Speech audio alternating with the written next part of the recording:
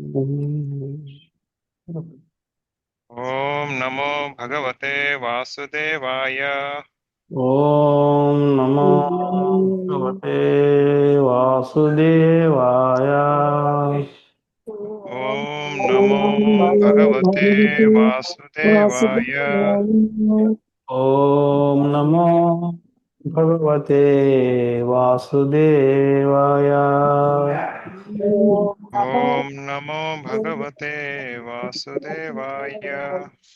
नारायणं नमस्कृत्यं नारायणं नमस्कृत्यं नरं चैव नरोत्तमं नरंश्चैव नरोत्तमं देवीं सरस्वतीं व्यासं देवीं सरस्वतीं व्यासं ततो जयमुदीरये। ततो जयमुदीरये। नष्टप्रायेषु अभद्रेषु नष्टप्रायेषु अभद्रेषु नित्यं भागवत सेवया नित्यं भागवत सेवया भगवतीरुत्तमश्लोके भगवतेरुत्तमश्लोके भक्तिर्भवति नैष्ठकी। भक्तिर्भवति नैष्टुकी। कृष्णाय वासुदेवाय कृष्णाय वासुदेवाय कृष्णाय वासुदेवाय देवकीनन्दनाय च देवकी देवकीनन्दनाय नन्दनाय च च नन्दगोपकुमाराय नन्दगोपकुमाराय नन्दगोपकुमाराय गोविन्दाय नमो नमः। गोविन्दाय गोविन्दाय नमो नमो नमः। नमः।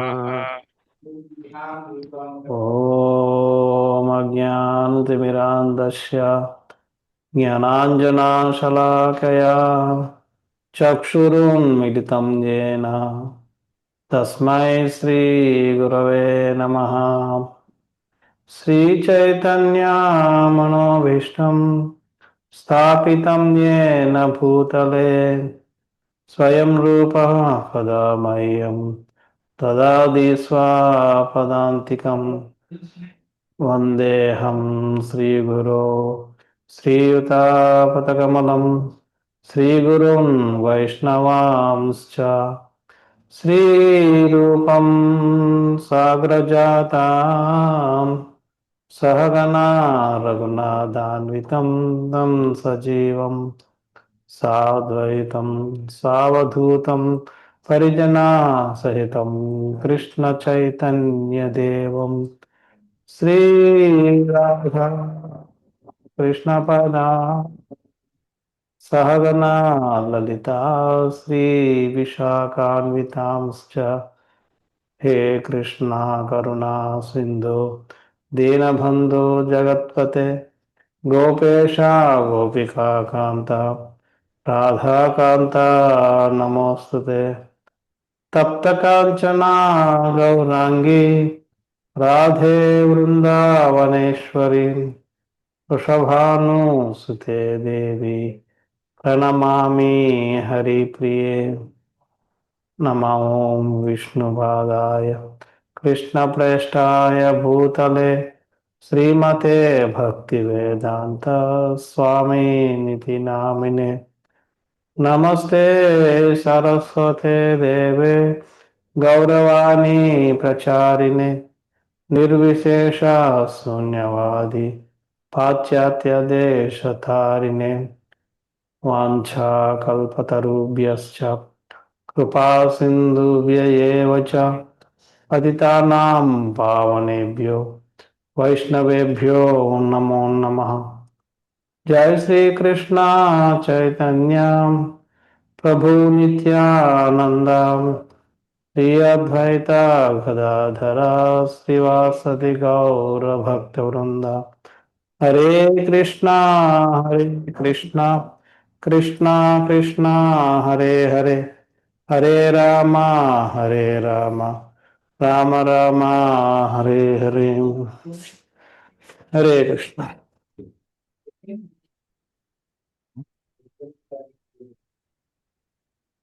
సో ఈరోజు మనం శ్రీమద్ భాగవతం ప్రథమ స్కందం 16వ అధ్యాయం పరీక్షిత్ మహారాజు కలియుగమునకు ప్రవేశమిచ్చిన విధము దాంట్లో ఈరోజు మనం ధరణి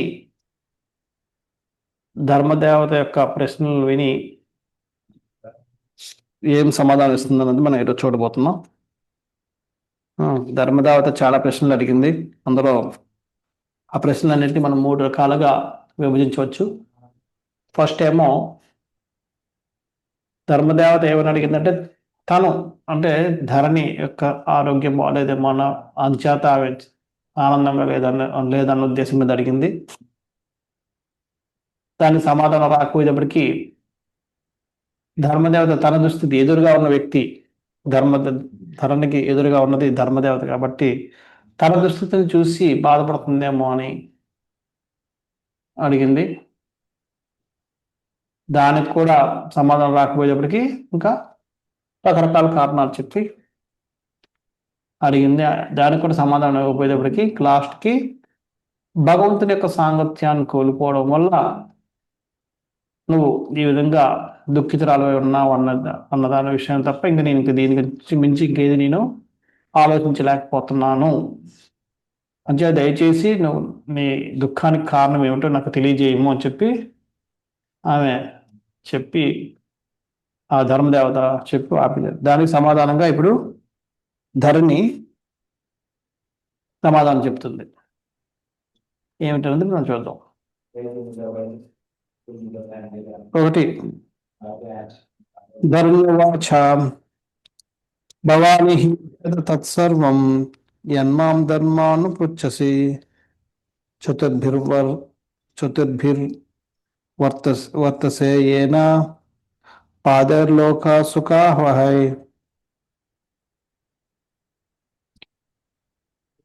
గోమా ఇంతగా పురుషుడు దేవదేవతకి ఇట్లు ప్రత్యుత్తరం ఇచ్చాను. ఓ ధర్మదేవత, నీవు విచారణ కావలసినంతయు నీకు తెలియబడగలదు. ఆ ప్రశ్నలన్నింటికి నేను సమాధానం నొసగా యత్నించును. నీ ఒకప్పుడు 4 పాదములను కలిగి ఉండి భగవాను కరుణచే లోకమున ఆనందం వృద్ధి చేసి ఉంటివి.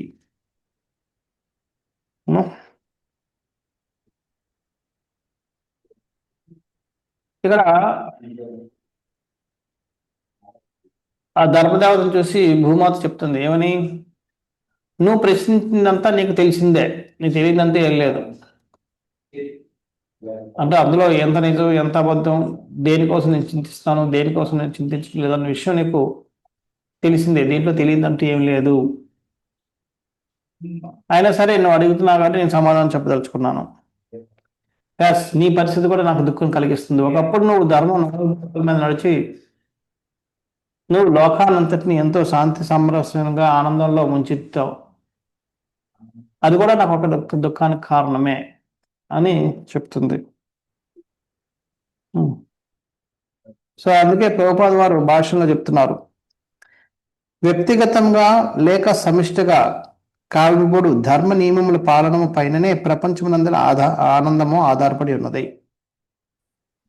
ప్రపంచంలో ఉన్న ఆనందం దీని మీద ఆధారపడి ఉందట ప్రభుపాద చెప్తున్నారు. వ్యక్తిగతంగా లేదా సమిష్టిగా కావింపబడు ధర్మ నియమముల పాలనము పైననే, అంటే వ్యక్తిగతంగా కానీ లేదంటే సమిష్టిగా కానీ ధర్మాన్ని ఎంతగా ఆచరిస్తున్నాం అన్న దాని మీద ఆ సమాజపు లేదట ఆ ప్రాంతపు లేదట ఆ జగత్తు యొక్క ఆనందం ఆధారపడి ఉంటుంది. దాన్ని మనం మన జీవితాల్లో మనం చూస్తున్నాం. ఎప్పుడైతే మనుషుల్లో ఈ ధర్మాచరణ ధర్మపరాయణత్వం అన్నది లోపిస్తుందో మనుషులు జంతువుల్లా మారిపోతుంటారు. దానివల్ల వాళ్ళు స్వార్థపూరితమైన పనులకి వాళ్ళు అవగాహన ఇచ్చి దానివల్ల ఇది ఇతరులకు ఇబ్బంది కలుగుతుందా లేదా అనే విషయాన్ని కూడా విస్మరించి జంతువులు ఏ విధంగా అయితే తమ పని అయిపోవాలి తమ వరకు ఆలోచిస్తే ఆ విధంగా మనుషులు కూడా ఆలోచించడం మొదలుపెట్టారు. అంచేత ఎప్పుడైతే మనుషులందరూ ధర్మపరాయణలు అవుతారో సమాజం మొత్తం కూడా ఆనందపూరితం అయిపోతుంది. కనుకనే ఎన్ని అడ్డంకులు ఎదురైనను ధర్మ నియమములను పాటింపగలుగుటయే నిజమైన శౌర్యమై ఉన్నది. ఎందుకు జనాలు మరి ధర్మాన్ని అటువంటి ఆనందం కోసం ఆనందాన్ని పొందే మార్గం ఉన్నప్పుడు మరి జనాలు ఎందుకు అటువంటి మార్గాన్ని వదిలిపెట్టి పక్కదారి పెడతారు? ఎందుకంటే దానికి ఓపిక కావాలి. ఓపిక కావాలి. ఇప్పుడు ప్రతి ఒక్కరు కూడా పర్యావరణానికి సంరక్షించే జీవన విధానంలో జీవించాలనడం చాలా మందికి ఇష్టమైందే. కానీ చాలా మంది కోరుకుంటారు కూడా, కానీ చాలా మంది చేయలేరు, జీవించలేరు ఆ విధంగా. ఎందుకంటే అది కష్టతరమైంది. కొంచెం ఆర్గానిక్ ఫార్మ్ అంటారు. ఆర్గానిక్ ఫార్మింగ్ చాలా వినడానికి చాలా బాగుంటుంది. మనం ఆచరిస్తే ఆరోగ్యం చాలా బాగుంటుంది. దానివల్ల ఎంతో బెనిఫిట్ పొందుతాం, అది అందరికీ తెలిసిందే. కానీ మరి ఎందుకు అందరూ చేయరు? ఎందుకంటే ఒళ్ళు కష్టపడాలి, దానికి ఎవరు ఇష్టపడరు.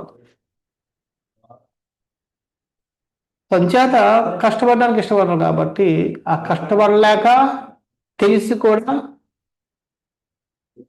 తలదుంచి పక్కదారి పెట్టేస్తుంది. అదేవిధంగా కలియుగ ప్రభావం, కలియుగంలో ధర్మాచరణ చేయడం అనేది చాలా కష్టతరమైంది. మిగతా యుగాల్లో చాలా సులువు ధర్మాచరణంగా ధర్మపరాయణంగా నడుచుకోవడం. కలియుగంలో ఇది చాలా కష్టం. అంచేత ఆ కష్టాన్ని ఓర్చుకోలేక తెలిసి కూడా జనులు ఏం చేస్తారు? పక్కదారి పెట్టేస్తారు, ధర్మాన్ని విడిచిపెట్టేస్తారు. అందుకనే ప్రభుపాద వారు అంటున్నారు, ఎన్ని అడ్డంకులు ఎదురైనప్పటికీ ధర్మ నియమాలను పాటింపగలిగితే నిజమైన శౌర్యం, వీరత్వం. అది నిజమైన వీరుడు ఎవరంటే కొట్టినవాడు కొట్టేయడం, లేదంటే ఆయన వ్యతిరేకిస్తున్నవాడిని అనగదొక్కడం ఆడు కాదు నిజమైన శౌర్యం. ధర్మాన్ని ఏ పరిస్థితుల్లో కూడా విడిచిపెట్టకుండా ధర్మపరాయణత్వంగా జీవనాన్ని ఆచరించడం అనేది అది నిజమైన శౌర్యం. ఆ విధంగా మళ్ళీ జీవించినంత కాలము ఆనంద భావుడే అంత్యమున భగవద్ధామం చేరగలడు. చూడండి, ఎవరైతే ఆ విధంగా నేర్చుకుంటారో వాళ్ళు లాస్ట్ లో భగవద్ధామను కూడా చేరుకోగలుగుతాడు. ఎందుకంటే ఆ ఓపికే ఉత్సాహ నిత్య ధైర్యాత్. ఉత్సాహం ఉండాలి, నిశ్చయ అంటే ఇక్కడ ఓపిక.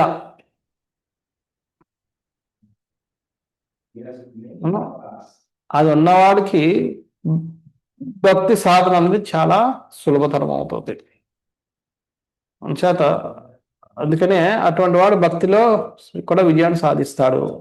ఆ విధంగా నడుచుకున్న జీవులు ఆ జీవితాంతం కూడా ఆనంద భాగుడే ఉంటాడు, ఆనందాన్ని అనుభవిస్తూ ఉంటాడు. అంతేకాకుండా అంతిమ భగవద్ధామను కూడా చేరుకుంటాడని చెప్పి ప్రభుపాద వారు చెప్తున్నారు. ఇప్పుడు ధరిత్రీదేవి సమాధానం ఇస్తుంది. ఏంటంటే కొన్ని లక్షణాలు చెప్తుంది. ఆ లక్షణాల యొక్క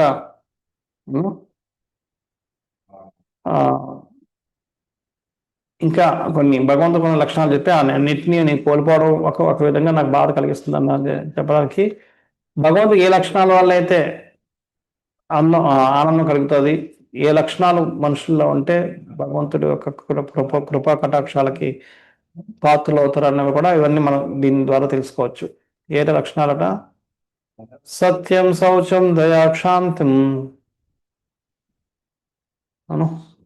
శాంతి, త్యాగ, సంతోష, ఆర్జవం, సమోధమస్తప సౌమ్యం, తితుక్ష పరతిశ్రుతం, జ్ఞానం, విరక్తిరైశ్వర్యం, శౌర్యం, తేజో, బలం, స్మృతి, స్వాతంత్ర్యం, కౌశలం, కాంతిర్, ధైర్యం, మాధవమేవ చ, ప్రాగలభ్యం, ప్రశ్రయశీలం, సహవోజో, బలం, భగః, గాంభీర్యం, ధైర్యం, ఆస్తిక్యం, కీర్తిర్మానోన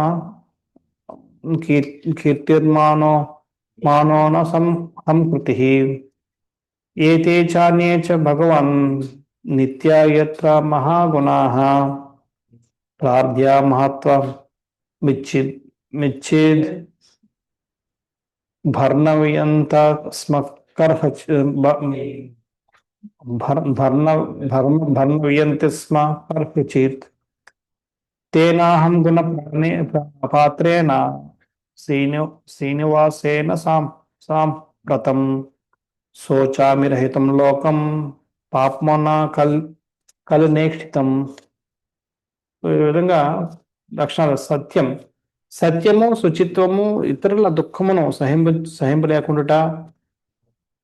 4 క్రోధ నిగ్రహ శక్తి, ఆత్మతృప్తి, సరళత్వము, మనోనిగ్రహము, ఇంద్రియ నిగ్రహము, బాధ్యత, సమత్వము, తితిక్ష, సమానత్వము, శ్రద్ధ, జ్ఞానము, విరక్తి, నాయకత్వము, శౌర్యము, తేజము, ప్రతిదానిని సాధ్యము కావించు శక్తి, విధి నిర్వహణము, స్వాతంత్ర్యము, కౌశలము, సౌందర్యము, ధైర్యము, మార్ధవము, ప్రతిభాశయము, వినయము, శీలము, మనోధైర్యము, జ్ఞానమునందు పూర్ణత్వము, నిర్వహణము, భోగ్య వస్తువులన్నింటినీ కలిగి ఉండుట, ప్రసన్నత, స్థైర్యము, ఆస్తిక్యము, కీర్తి, ఆరాధనము, అహంకార రాహిత్యము, దేవదేవునిగా భగవతత్వము, నిత్యత్వము మొదలగునవే కాకుండా పలు ఇతర దివ్య గుణములు సైతము ఆ దేవదేవుని యందు నిత్యముగా నెలకొని ఉండి ఎన్నడనూ అతని నుండి విడువలక ఉన్నవి. సత్వగుణముకును సౌందర్యమునకును నిధి అయిన అట్టి దేవదేవులను శ్రీకృష్ణుడు దరిద్రపై తన దివ్యలీలను చాలించినాడు. అతని అభావమున కలియుగము తన ప్రభావం సర్వత్రా విస్తరించినది. ఈ పరిస్థితిని గాంచి నేను దుఃఖితనై ఉన్నాను. సో ఇక్కడ ఒక 40 లక్షణాలని వివరించింది. ఇలాగ ఇవే కాకుండా అనేక ఇతర దివ్య గుణములు కాదు, ఇవే కాకుండా ఇంకా చాలా దివ్య గుణాలు ఉన్నాయి. అవన్నీ కూడా భగవంతుల్లో ఉన్నాయి. వాటన్నింటినీ నేను ఒకప్పుడు అనుభూతి పొందాను. వాటికన్నిటికీ నేను పాత్రురాలను అయ్యాను. ఇప్పుడు అవన్నీ కోల్పోవడం అంచేత అభావత్వము అంటే వారి విరహంలో నేను ఇప్పుడు కృషించకపోతున్నాను.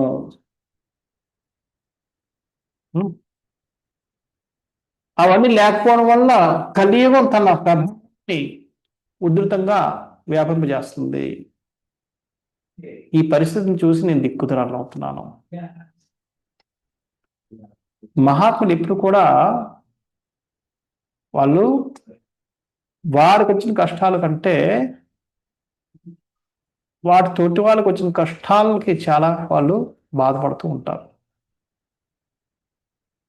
అంచేత దరిద్రి తనకొచ్చిన కష్టం కంటే తన మీద నివసిస్తూ ఉన్న ఈ జీవుల కష్టాలను చూస్తూ బాధపడుతున్నారు.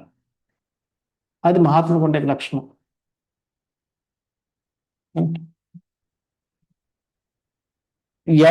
ఒకరి కష్టాన్ని చూసి వాళ్ళు దుఃఖపడటం అన్నది సహజం.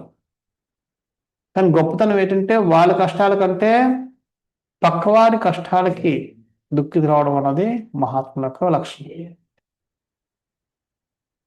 ఆ లక్షణం ఎవరికైతే ఉందో వాళ్ళు మాత్రమే వాళ్ళ జీవితాన్ని పరుల కోసం త్యాగం చేయగలుగుతారు. లేకపోతే ఎవరు చేయరు. ఆ గుణం లేకుండా ఎవరు కూడా వారి జీవితాన్ని వేరే పక్క వాళ్ళ కోసం త్యాగం చేయలేరు. అది ఉంది కాబట్టే మనం రకరకాలుగా భూమాతను తవ్వడం ఏవో రకరకాలుగా హింసిస్తూ ఉన్నాం. అయినా సరే అవన్నీ సహిస్తూ ఉంది. లేకపోతే ఈ పాటికి మనలాగే కోదేత్రకాలు, నలగడాలు ఇవన్నీ ఉండుంటే వాళ్ళకి ఈ పాటికి మనం ఒక గుణపోయిన పొడిస్తే మనకి వెనక ఒకరు కొట్టుండేది. అలా జరగడం లేదు. సో ఈ గుణాలన్నీ కూడా ఏ గుణాలు అయితే చెప్పుకున్నారో ఆ గుణాలు భగవంతుడు ఉండడమే కాదు, ఎవరినైతే ఆ గుణాలు ఉంటే వాళ్ళన్నా భగవంతుడికి చాలా ఇష్టమైన వాళ్ళు అవుతారు. ఎవరిని ఇటువంటి గుణాలు ఉంటే వాళ్ళు ఆనందంగా కూడా ఉండగలుగుతారు. ఇవన్నీ మనం అర్థం చేసుకోవచ్చు. చేత ఇక్కడ జీవ గోస్వామి గారు ఇక్కడ ప్రభుపాద భాషను చెప్తూ ఒక చెప్తున్నారు. శ్రీల జీవ గోస్వామి ప్రకారం మూడో గుణమైన దయను, అంటే మూడో గుణం ఏంటి చూస్తుంది, ఇతరుల సుఖం దుఃఖమును సహింపలేకుండుట. దాన్ని శరణాగతుల జీవులు రక్షించుట, భక్తుల క్షేమం అనేది రెండు విధములుగా విధింపబడును. దయ అంటే రెండు, ఒకటి శరణాగతులైన జీవులను రక్షించడం, రెండోది భక్తుల యొక్క క్షేమాన్ని పరిరక్షించడం. ఈ రెండింటిని అది నిజమైన దయ అంటే. ఇక్కడ ఇది చెప్పడం ద్వారా ప్రభుపాద వారు హింసని మొత్తాన్ని వ్యతిరేకిస్తున్నారు. ఎందుకంటే మానవుడు జంతువులందరిలోకి అతి తెలివైన వాడు, అతి బాధ్యతాయుతమైన జీవి. ప్రభుపాద వారు ఒక భాషలో రాస్తారు. అంచేత జీవులందరిలోకి మనుషుడు ఒక ఇంటికి పెద్ద కొడుకు లాంటి వాడు. కాబట్టి తండ్రి తర్వాత బాధ్యత అంతా కూడా తీసుకోవాల్సిన బాధ్యత పెద్ద కుమారుడికి ఉంటుంది. అటువంటి పెద్ద కుమారుడు ఇంటి పెద్ద కొడుకు లాంటి వాడు కాబట్టి తండ్రి లాంటి వాడు, అంటే తండ్రి అంటే భగవంతుడి తర్వాత మళ్ళీ అటువంటి బాధ్యత వహించాల్సిన వ్యక్తి మానవుడు. కాబట్టి మానవుడు మిగతా జీవుల యొక్క పరిరక్షణ అంతటిని కాపాడాలి. అటువంటి మానవుడు ఎప్పుడైతే హింస మొదలు పెడతాడో అది యోగక్షేమం కాదు. అప్పుడు ఆయన ఆ దయాగుణాన్ని కోల్పోయిన వాడు అవుతాడు. అందుకనే ఆయన ఈ దయాగుణాన్ని చెప్తున్నారు. శరణాగతి జీవులు, అందుచేత మనందరం కూడా ప్రతి జీవి కూడా మనం శరణాగతి తీసుకున్నట్టే. ఎందుకంటే మన అందరూ వాటి యొక్క బాధ్యత అంతటిని మనం శిరసావహించాలి, మనం చూసుకోవాలి. అంచేత దయ అంటే ఏంటంటే అటువంటి జీవులు రక్షించాలి, అంటే జీవహింస చేయకుండా ఉండడం, అలాగే భక్తుల యొక్క క్షేమాన్ని, మన తోటి వాళ్ళలో భక్తుల యొక్క క్షేమాన్ని చూసుకోవడం. ఈ రెండు కూడా దయ కిందకు వస్తాయట. అలాగే అదే విధంగా శరణాగతియే తన నుండి రక్షణమును పొందుటకు అభయదాయకమని భగవానుడు పలికినప్పటికీ మందభాగ్యులైన వారు ఆ అభిప్రాయమును వర్ణించుట లేదు. భగవంతుని సంపూర్ణ పరిరక్షణ రక్షణ పొందాలి అంటే దానికి ఏకైక మార్గం భగవంతుని శరణాగతి పొందడం. కానీ మందభాగ్యులైన వాళ్ళు ఆ అభిప్రాయాన్ని మన్నించటం లేదు. తత్కారణం ఏమవుతుంది, వారు పలు భౌతిక క్లేశముల వలన దుఃఖితులు అవుతున్నారు. ఎప్పుడైతే దీన్ని శరణాగతిని భగవంతునికి శరణాగతిని విడిచిపెట్టారో ఏమవుతుంది, తత్కారణంగా వాళ్ళందరూ కూడా భౌతిక క్లేశాల వలన దుఃఖితులు అవుతున్నారు. అది సో భౌతిక క్లేశాలను ఎదుర్కోవాల్సి వస్తుంది, భౌతిక క్లేశాలకి గురి కావాల్సి వస్తుంది. ఎందుకని వాళ్ళలో ఆ శరణాగతి భావాన్ని వాళ్ళు కోల్పోయారు కాబట్టి, వాళ్ళు పట్టించుకోవడం లేదు, మరణించడం లేదు కాబట్టి. అలాగే ప్రభుపాద వారు మళ్ళీ మరొకటి చెప్తున్నారు 2వ పారాగ్రాఫ్లో. శ్రీకృష్ణ భగవానుడు లేదా అతని ప్రతినిధి అయిన గురుదేవుడు అప్పచెప్పినటువంటి కార్యం నిర్వహించడం యందు లగ్నం ఒకటియే శుద్ధ భక్తుని ధర్మమై ఉన్నది. ఒక వ్యక్తి శుద్ధ భక్తుడు అవ్వాలంటే చేయాల్సిన పని ఏంటి, శ్రీకృష్ణుడు లేదా అతని ప్రతినిధి అయిన గురుదేవుడు ఇచ్చిన ఆదేశాలని నిర్వహించడం కోసం లగ్నమై ఉండడమే అది ఏకైక అతి ప్రధానమైన బాధ్యత, ధర్మము, డ్యూటీ. అంచేత ఎవరైతే ఆధ్యాత్మిక ప్రతినిధులు ఉంటారో, భగవంతుని యొక్క ప్రతినిధులు ఉంటారో, వాళ్ళు చెప్పినవి మనం తోచా తప్పకుండా పాటించడానికి మనం ప్రయత్నం చేయాలి.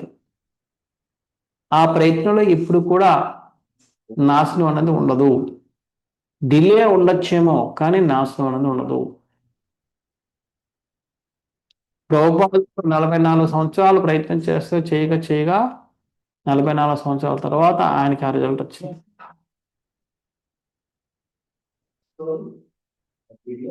అంటే 44 సంవత్సరాలు చేసి 4-5 సంవత్సరాలు చేసిన తర్వాత నేను చేశాను ఎందుకంటే ఎవరు చేస్తారని వదిలేస్తుంటే ప్రభుపాద వారు ఈ రోజు ఇంత పెద్ద సంస్థకి సంస్థాపకాచారులు అయి ఉండేవారు కాదు. మనలాంటి వాళ్ళందరూ కూడా ఆయన ఒక అడుగుజాలను నడుచుకుని ఉండేవాళ్ళం కాదు.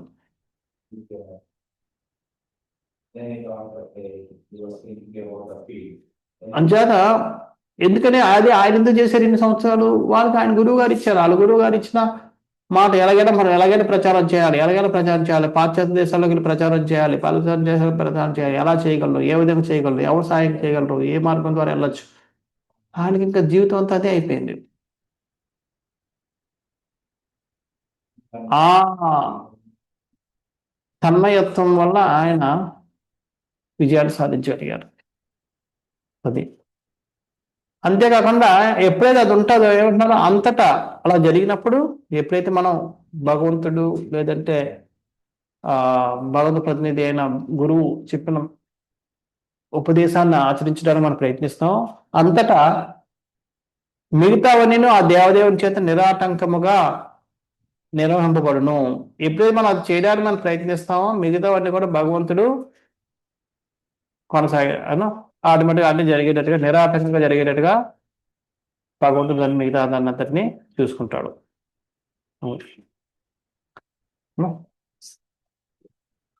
పంచేత మనం ఆ ఒక్క ప్రయత్నంలో ఉంటే మిగతాదంతా భగవంతుడు చూసుకుంటాడు.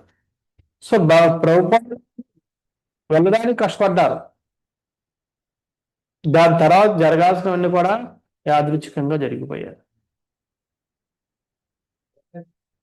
అన్ని టకాటక అయిపోతూ వచ్చాయి.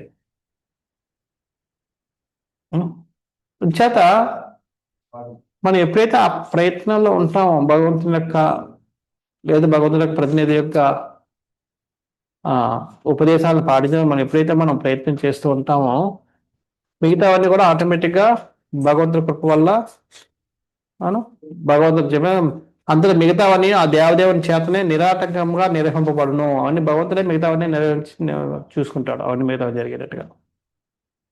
అది అంచేత మనకి అతి ముఖ్యమైన ఇదేంటంటే భగవంతుని యొక్క నియమనిష్టల్ని తోచా తప్పకుండా పాటించడానికి ప్రయత్నం చేయడం. మనందరి జీవితాల్లో కూడా మనం చూస్తున్నాం. కాస్త కోస్త మనకి జపం చేయడం ఇవన్నీ కూడా ప్రభుపాద లాంటి వాళ్ళు భక్తులు చెప్పారు. దాన్ని పాటించడానికి మనం ప్రయత్నిస్తూ ఉండడం వల్ల మనం ఎన్నో రకాల మార్పులు చూస్తున్నాం, ఎన్నో రకాల మార్పు చేర్పులు జరుగుతున్నాయి మన జీవితంలో. ఎన్నో రకాల సమస్యలను ఎదుర్కొని కూడా ఇంక మనం నిలబడగలుగుతున్నాం. ఇవన్నిటి కారణం మనకు ఆసక్తి. కొన్నిసార్లు చెప్పాను కదా, భగవంతుడు విషయాల్లో ఇలాగా ఏదైనా జరిగినప్పుడు డిలే అవ్వచ్చు, కానీ ధర్మపరాయణత్వాన్ని మనం విడిచిపెట్టకుండా ఉంటే మనకి విజయం అనేది తప్పనిసరిగా మనం సాధిస్తాం. పాండవులంతా చేసింది అదే. వాళ్ళకి అడుగడుగునా కష్టాలే వచ్చాయి, కానీ వాళ్ళు ఏనాడు కూడా ధర్మాన్ని విడిచిపెట్టలేదు. ఆఖరికి వాళ్ళు విజయాన్ని సాధించారు, సాధిస్తారు కూడా. అలాగే పారాగ్రాఫ్లో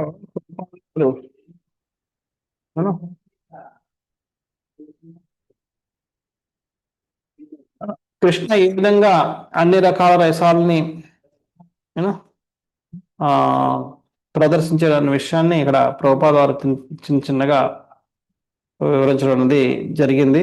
అది మీరు చదువుకోండి. తర్వాత పారాగ్రాఫ్లో 14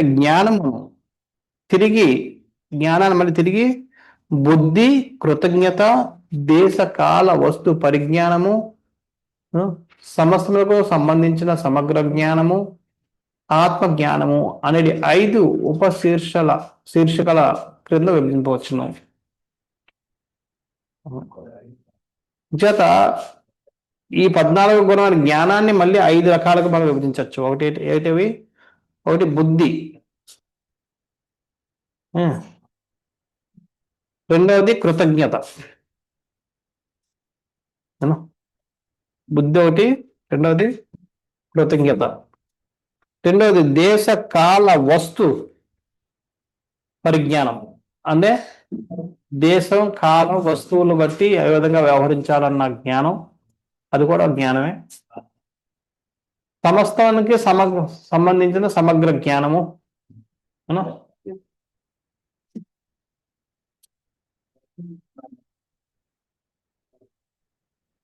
సమస్తానికి సమస్తం అంటే అన్నిటికీ సంబంధించిన సమగ్ర జ్ఞానం, మళ్ళీ అన్నిటికంటే ముఖ్యం లాస్ట్లో ఆత్మజ్ఞానం.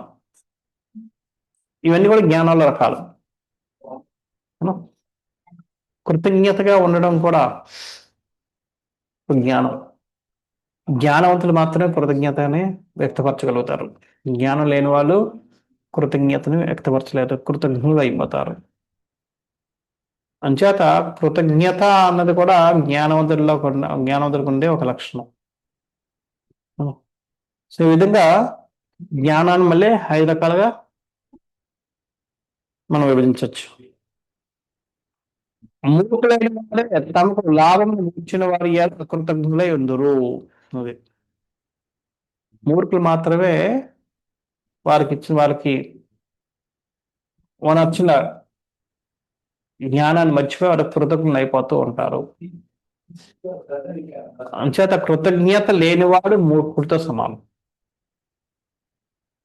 మనలో ఎప్పుడైనా సరే మనం ఎవరికైనా థ్యాంక్ యూ అన్నామంటే అది మనకి నోటి వరకు కాదు, మనసు నుంచి రావాలి. అప్పుడు నిజంగా మనం ఆ వ్యక్తికి మనం తిరిగి రీపే చేసినట్టు. నోటితో అన్నామంటే అది మనం ఎప్పుడు కూడా మనం రుణగ్రస్తులుగానే ఉండిపోతాం. ఎప్పుడైతే నిజంగా మనసు నుంచి మనం ఆ భావంతో ఎప్పుడైతే అంటామో మనం అప్పుడు సగం రీపే చేసేసినట్లే ఆ ఒక్క పదంతో. అంటే అది చాలా గంభీరమైన పదం కృతజ్ఞత, థ్యాంక్ యూ, ధన్యవాదం అన్నది. కానీ ఇప్పుడు ఫార్మల్ థ్యాంక్స్, అది కూడా ఫార్మల్ థ్యాంక్ యూ అని కూడా మనం చెప్పం, థ్యాంక్స్. కాబట్టి ఇన్ఫార్మల్ అయిపోయిందంటే అది ఏదో ఒక ఊత పదం అయిపోయింది చాలా మంది.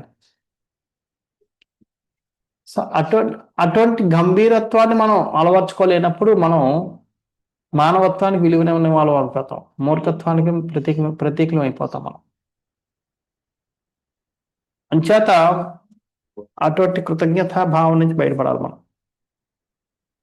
అందుకే తర్వాత చాలా చక్కగా వివరిస్తున్నారు ఏ విధంగా భక్తుడు భగవంతుడికి, భగవంతుడు భక్తుడికి ఏ విధంగా ఒకరికొకరు కృతజ్ఞత భావంతో ఉంటారో మనం అని చూస్తే, శ్రీకృష్ణుని విషయంలో తానే స్వయం సంపన్నుడైన కారణమున స్వయంగా తన నుండి తప్ప అన్యుల నుండి పొందవలసిన లాభం ఏదీనూ అతనికి లేదు. అయినప్పటికీ భక్తుల నచ్చడి విశుద్ధ సేవలను అతను స్వీకరించును. కృష్ణుడికి వేరే ఏది పొందడానికి, వేరే వాళ్ళని ఎవరి నుంచి కూడా పొందడానికి కానీ ఆశించడానికంటూ ఏం లేదు. ఇంకా ఆయన ఆత్మారాముడు. కానీ భక్తుల నుంచి వాళ్ళు ఇచ్చే సేవలు పొందుతానా అంగీకరిస్తున్నాడు. ఎందుకు?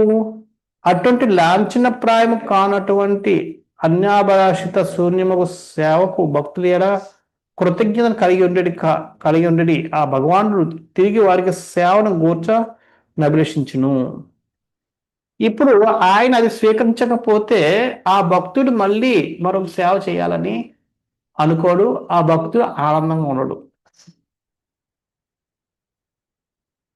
తనకు అవసరం లేకపోయినా ఆ భక్తుడి ఆనందం కోసం భగవంతుడు ఆ కార్యాన్ని, ఆ సేవని అంగీకరిస్తూ ఉంటాడు.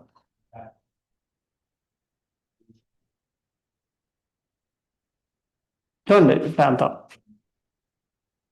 అది కృతజ్ఞత. కృతజ్ఞత అంటే అర్థం ఏంటంటే మనకి ఇష్టం లేకపోయినా మనం కృతజ్ఞత ఉన్నప్పుడు మన ఎదుటి వ్యక్తికి నచ్చిన విధంగా మనం నడుచుకుంటుంటాం. సంచేత అందుకని కృతజ్ఞత కూడా భావం జ్ఞానంలో ఉండాలి. ఆ జ్ఞానం ఉన్నవాడు మాత్రమే ఆ కృతజ్ఞత భావన వ్యక్తపరుస్తాడు, లేకపోతే అది గుర్తించలేడు.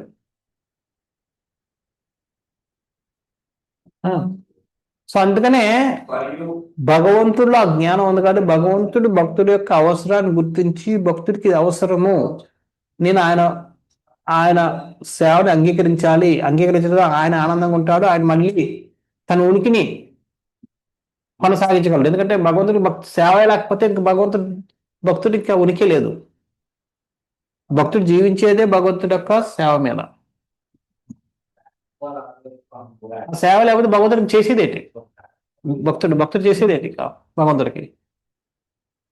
అంచేత భక్తుడు యొక్క ఉనికి కోసం భగవంతుడికి అవసరం లేకపోయినా దాన్ని స్వీకరిస్తున్నాడు. అది భక్తుడి మీద భగవంతుడికి ఉన్న కృతజ్ఞత. అలాగే భక్తుడు అటువంటి కోరికను తమ హృదయంలో కలిగి ఉండినప్పటికీ ఆ విధంగా వనర్చుటకు అతడు యత్నించును. వాస్తవంలో శ్రీకృష్ణ భగవాన్ దివ్య సేవయే భక్తులకు దివ్య వరదానమై నందున భగవాన్ నుండి ఇంకనో కోరుకునేది అతనికి వేరే ఏదీ ఉండదు. భక్తుడికి కూడా తనకి సేవ చేయాలనే కోరిక లేకపోయినా కూడా ఆ కోరికను పెంచుకుంటాడు. ఎందుకంటే భగవంతుడు స్వీకరిస్తున్నాడు కాబట్టి దానికి కృతజ్ఞత భావంగా మళ్ళీ నీ సేవ చేయాలి.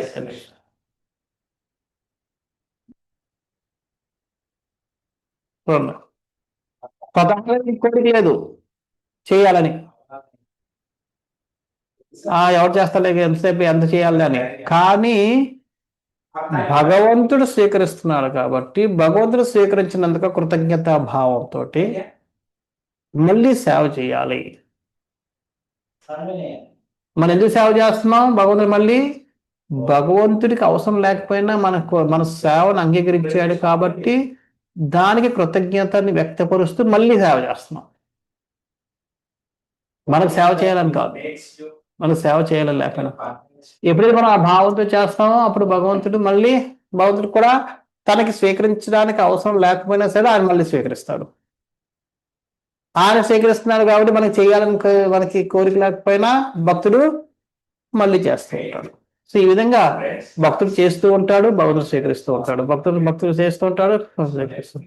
ఇద్దరు కూడా నిరాటంకంగా ఒకరికొకరు కృతజ్ఞత భావం కారణంగా ఈ బంధం కొనసాగుతూనే ఉంటుంది ఇప్పటికీ. లేకపోతే అవతల భగవంతుడికి స్వీకరించాల్సిన అవసరం లేదు, భక్తుడికి సేవ చేయాల్సిన అవసరం. సో ఈ విధంగా వాళ్ళు ఒకరికొకరు వారి యొక్క కృతజ్ఞత భావాన్ని వ్యక్తపరుచుకుంటూ ఉంటారని చెప్పి ప్రభుపాద చాలా చక్కగా మనకి ఇక్కడ వివరించి చెప్తున్నారు. అలాగే తర్వాత పారాగ్రాఫ్ లో మాత్రము అతనితో సమానంగా జ్ఞానం అభిలషింతురు. అనగా ఇతర జ్ఞానములన్నీను అసంపూర్ణములను మార్పు సహితములను పరిమితులను అయ్యుండగా భగవత్పరమైన జ్ఞానము స్థిరముగాను అగాధమును అయి ఉన్నది. భక్తుడు కూడా భగవంతుడిలాగే సర్వజ్ఞానాన్ని కనుగొంటుంది. ఎటువంటి జ్ఞానం అది? భగవద్జ్ఞానము స్థిరము అగాధముగా ఉన్నది. స్థిరంగా ఉండేది. అగాధము అంటే ఇక్కడ లోతైనది అని అర్థం. గంభీరమైంది, లోతైంది. అగాధం అంటే ఏదో పడిపోయేది కదా. అగాధం అంటే గంభీరమైంది, చాలా డీప్. అంచేత అటువంటి జ్ఞానాన్ని అంటే కదలదు. స్థిరం అంటే స్థిరంగా ఉండాలి, లోతైంది అన్నమాట. అంటే ఇంకా నిశితంగా ఉండాలి. జ్ఞానవంతుడైన భక్తుడు ఎప్పుడు కూడా ఎలా ఉంటాడు? ప్రతి చిన్న విషయాన్ని చాలా సూక్ష్మంగా నిశితంగా పరిశీలిస్తూ ఉంటాడు.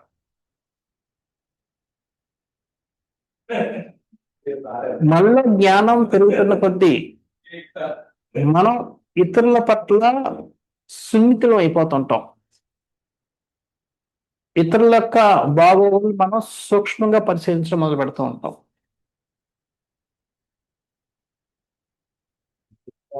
అది మనలో పెరుగుతుంది.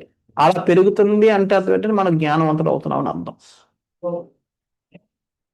సో భగవంతుడు ఆ విధంగా మనలో అన్నిటినీ పరిశీలిస్తూ ఉంటాడు. సో మనలో కోరికల్ని అందుకనే ఇందుకు చాలాసార్లు చెప్పాను నేను, మనం సరదాకైనా సరే మనం ఇలా ఉంటే బాగుండు అని అనుకున్నామంటే భగవంతుడు దాన్ని రికార్డ్ చేసి పడేస్తాడు ఆ కోరిక మనలో ఉందన్న విషయాన్ని. సపోజ్ నేను ఇప్పుడు ఇన్ని బ్రహ్మచారిని నియమాన్ని ఇష్టపడిస్తున్నాను, కానీ ఎప్పుడైనా ఒకసారి ఏదైనా చికెన్ షాప్లోనో లేదా చికెన్ ఏదో దుకాణం నుంచి వెళ్ళినప్పుడు తిని చాలా రోజులు అయిందే, ఎన్ని రోజులు లీసాను అని అనిపించింది అనుకోండి, భగవంతుడు నోట్ చేసేసుకుంటాడు. ఆ కోరిక 10 సార్లు వచ్చిందంటే నెక్స్ట్ జన్మలోనో ఎప్పుడో మనం తీర్చడానికి అది అరేంజ్ చేసేస్తాడు.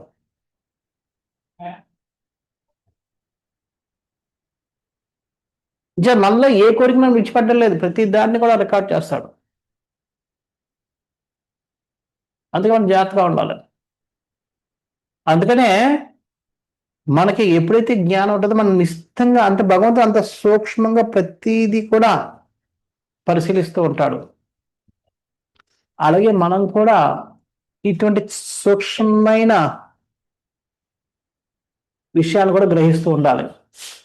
అంత సూక్ష్మమైన అవగాహన ఉంది కాబట్టి మాధవేంద్రపురి రమణ వెళ్ళినప్పుడు, అరే ఆ ఖీర్ని టేస్ట్ చేస్తే బాగున్ను, అది ఎంత రుచి ఉందో దాన్ని బట్టి నా గోపాలకు కూడా నేను వండొచ్చని భగవంతుడి కోసం అన్నా సరే, అరే ఏ విధంగా భగవంతుడి తట్టక ముందు నేను తింటానని ఎలా కోరుకుంటానని చెప్పి అవగాహన వచ్చింది. మనం ఆఫర్ చేస్తూ కూడా చూస్తూ ఉంటాం, ఏ ఐటమ్ బాగున్నా, ఏ ఐటమ్ పక్కన పెట్టుకుందాం అని చెప్పి ఆలోచిస్తూ కూర్చుంటాం మనం. మనం ఇది వింటాం కానీ మన బుర్రకి ఎక్కదు, ఎందుకంటే మనలో అజ్ఞానం లేదు, ఆ సూక్ష్మత అన్నది ఇంకా రాలేదు, ఆ సున్నితత్వం ఇంకా మనకు రాలేదు.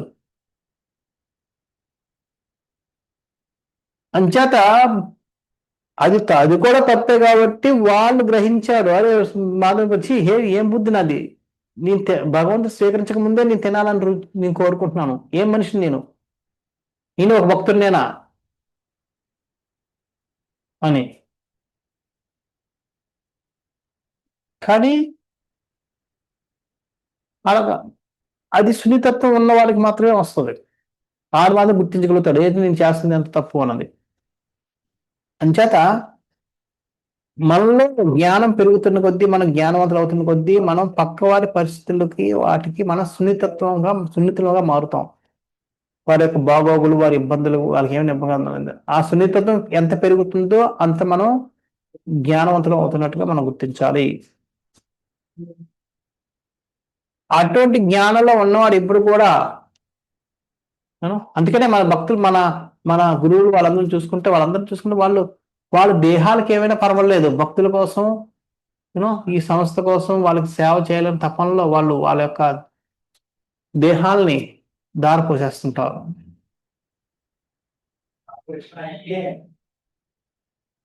అది మనం అర్థం చేసుకోవాలి. ఇవన్నీ ఎందుకంటే ఇవన్నీ వల్ల ఉన్న జ్ఞానం, ఆత్మజ్ఞానం ఎప్పుడైతే పెరుగుతూ ఉంటుందో ఆటోమేటిక్ ఇవన్నీ వచ్చేస్తూ ఉంటాయి, సున్నితత్వం పెరుగుతూ ఉంటుంది. ఇది చాలా ఇంపార్టెంట్ పాయింట్ ఇది.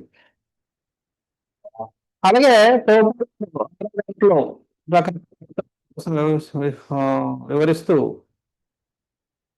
దాంట్లో ఒక చెప్తారు, కేవలం ఒక లోకం నుండే 5 లక్షలకు పైగా మనవంతర అవతారం గలవు. మన అవతారాలే 5 లక్షలు అంటున్నారు.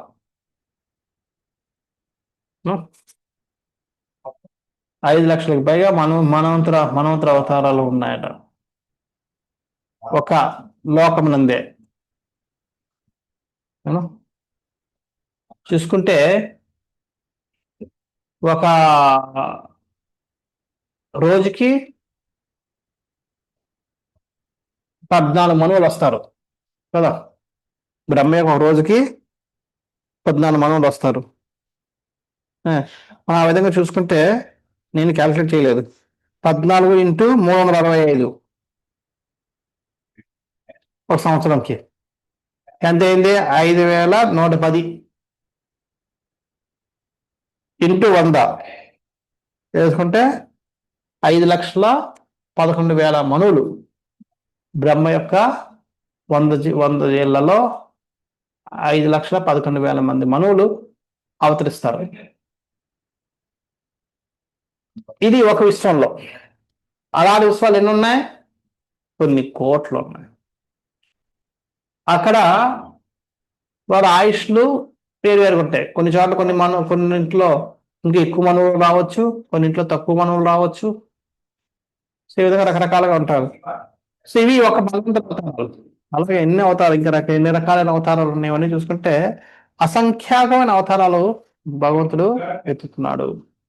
అందుకనే భగవంతుడు అవతారాలకి అపరిమితం, అసంఖ్యాకం అవతారాలు.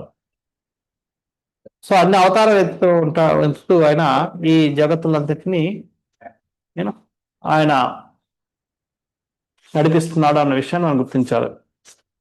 అంతేకాకుండా ఇక్కడ చెప్తున్నాడు నారాయణ రూపాలన్నీను శ్రీకృష్ణ భగవాన్ని వాసుదేవ రూపం యొక్క విస్తారములైనందున అతడు ఏకకాలమైన వాసుదేవుడును నారాయణును కృష్ణుడును అయి ఉన్నాడు. అదే వాసుదేవుడు కృష్ణుడి యొక్క అవతారం, అలాగే కృష్ణుడి యొక్క అవతారం నారాయణుడు. అంచేత నారాయణుడే వాసుదేవుడు, వాసుదేవుడే కృష్ణుడు. ఈ విధంగా ఆయన అన్ని అవుతున్నాడు.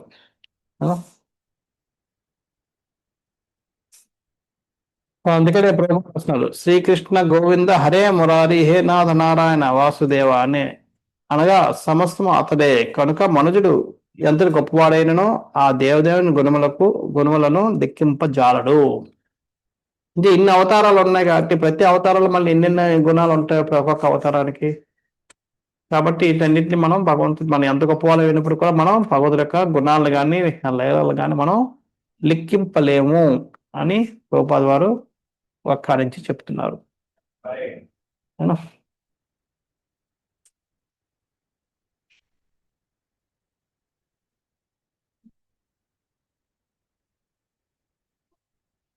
ఇక్కడ విశ్వనాథ్ చక్రవర్తి ఠాకూర్ల వారు ఆయన ఈ ఈ శ్లోకం మీద వ్యాఖ్యానం రాస్తూ అంటారు, భగవంతుడి గుణాలు యూనో భగవంతుడు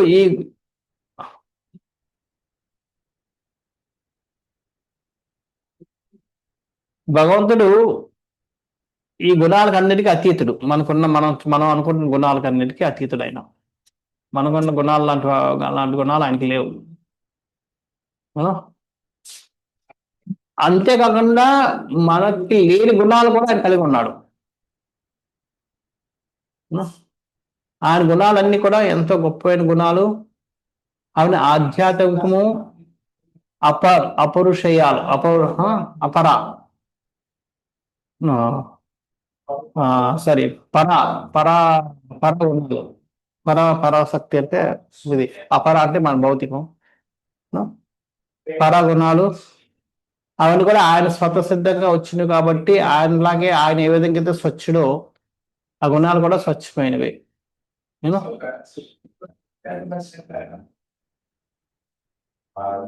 సో మనకి అవన్నీ కూడా ఆయన యొక్క రూపంతో సంబంధించినవి. కాబట్టి ఆయన రూపం ఏ విధంగా అయితే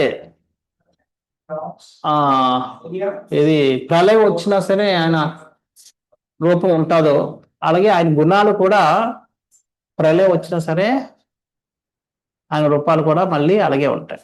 ఆయన గుణాలు కూడా అలాగే ఉంటాయి. గుణాలు ఎప్పుడు మారవు, ఆయన లక్షణాలు వైపు మారవు.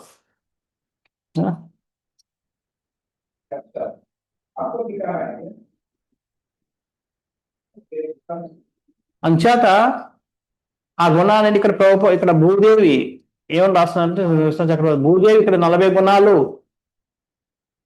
చెప్పి ఈ గుణాలన్నీ కూడా భగవంతుల్లో ఉన్నాయి అని అంటున్నాడు అన్నది. కాబట్టి ఇవన్నీ కూడా ఎటువంటి గుణాలు?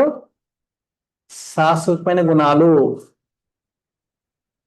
అంటే ఈ గుణాలు ఎవరి దగ్గర ఉంటాయో వాళ్ళు వాళ్ళు కూడా శాశ్వతంగా ఆ గుణాలని పెంపొందించుకుంటారు. మారని గుణాలు కానీ మారిపోయే గుణాలు కాదు, పరిస్థితులకు అనుగుణంగా మారే గుణాలు కాదు ఈ 40. ఇవన్నీ కూడా ఎప్పుడైతే ఈ 40 మనలో ఉంటాయో ఇవన్నీ కూడా మనలో పాటు శాశ్వతంగా ఉండిపోతాయి. భగవంతుడిలో ఎలాగైతుంటాయి అలాగా. అంచేది అవి వినాశనం వచ్చినా సరే ఆ గుణాలు మారవు. మనలో మారు, భగవంతులో కూడా మారు.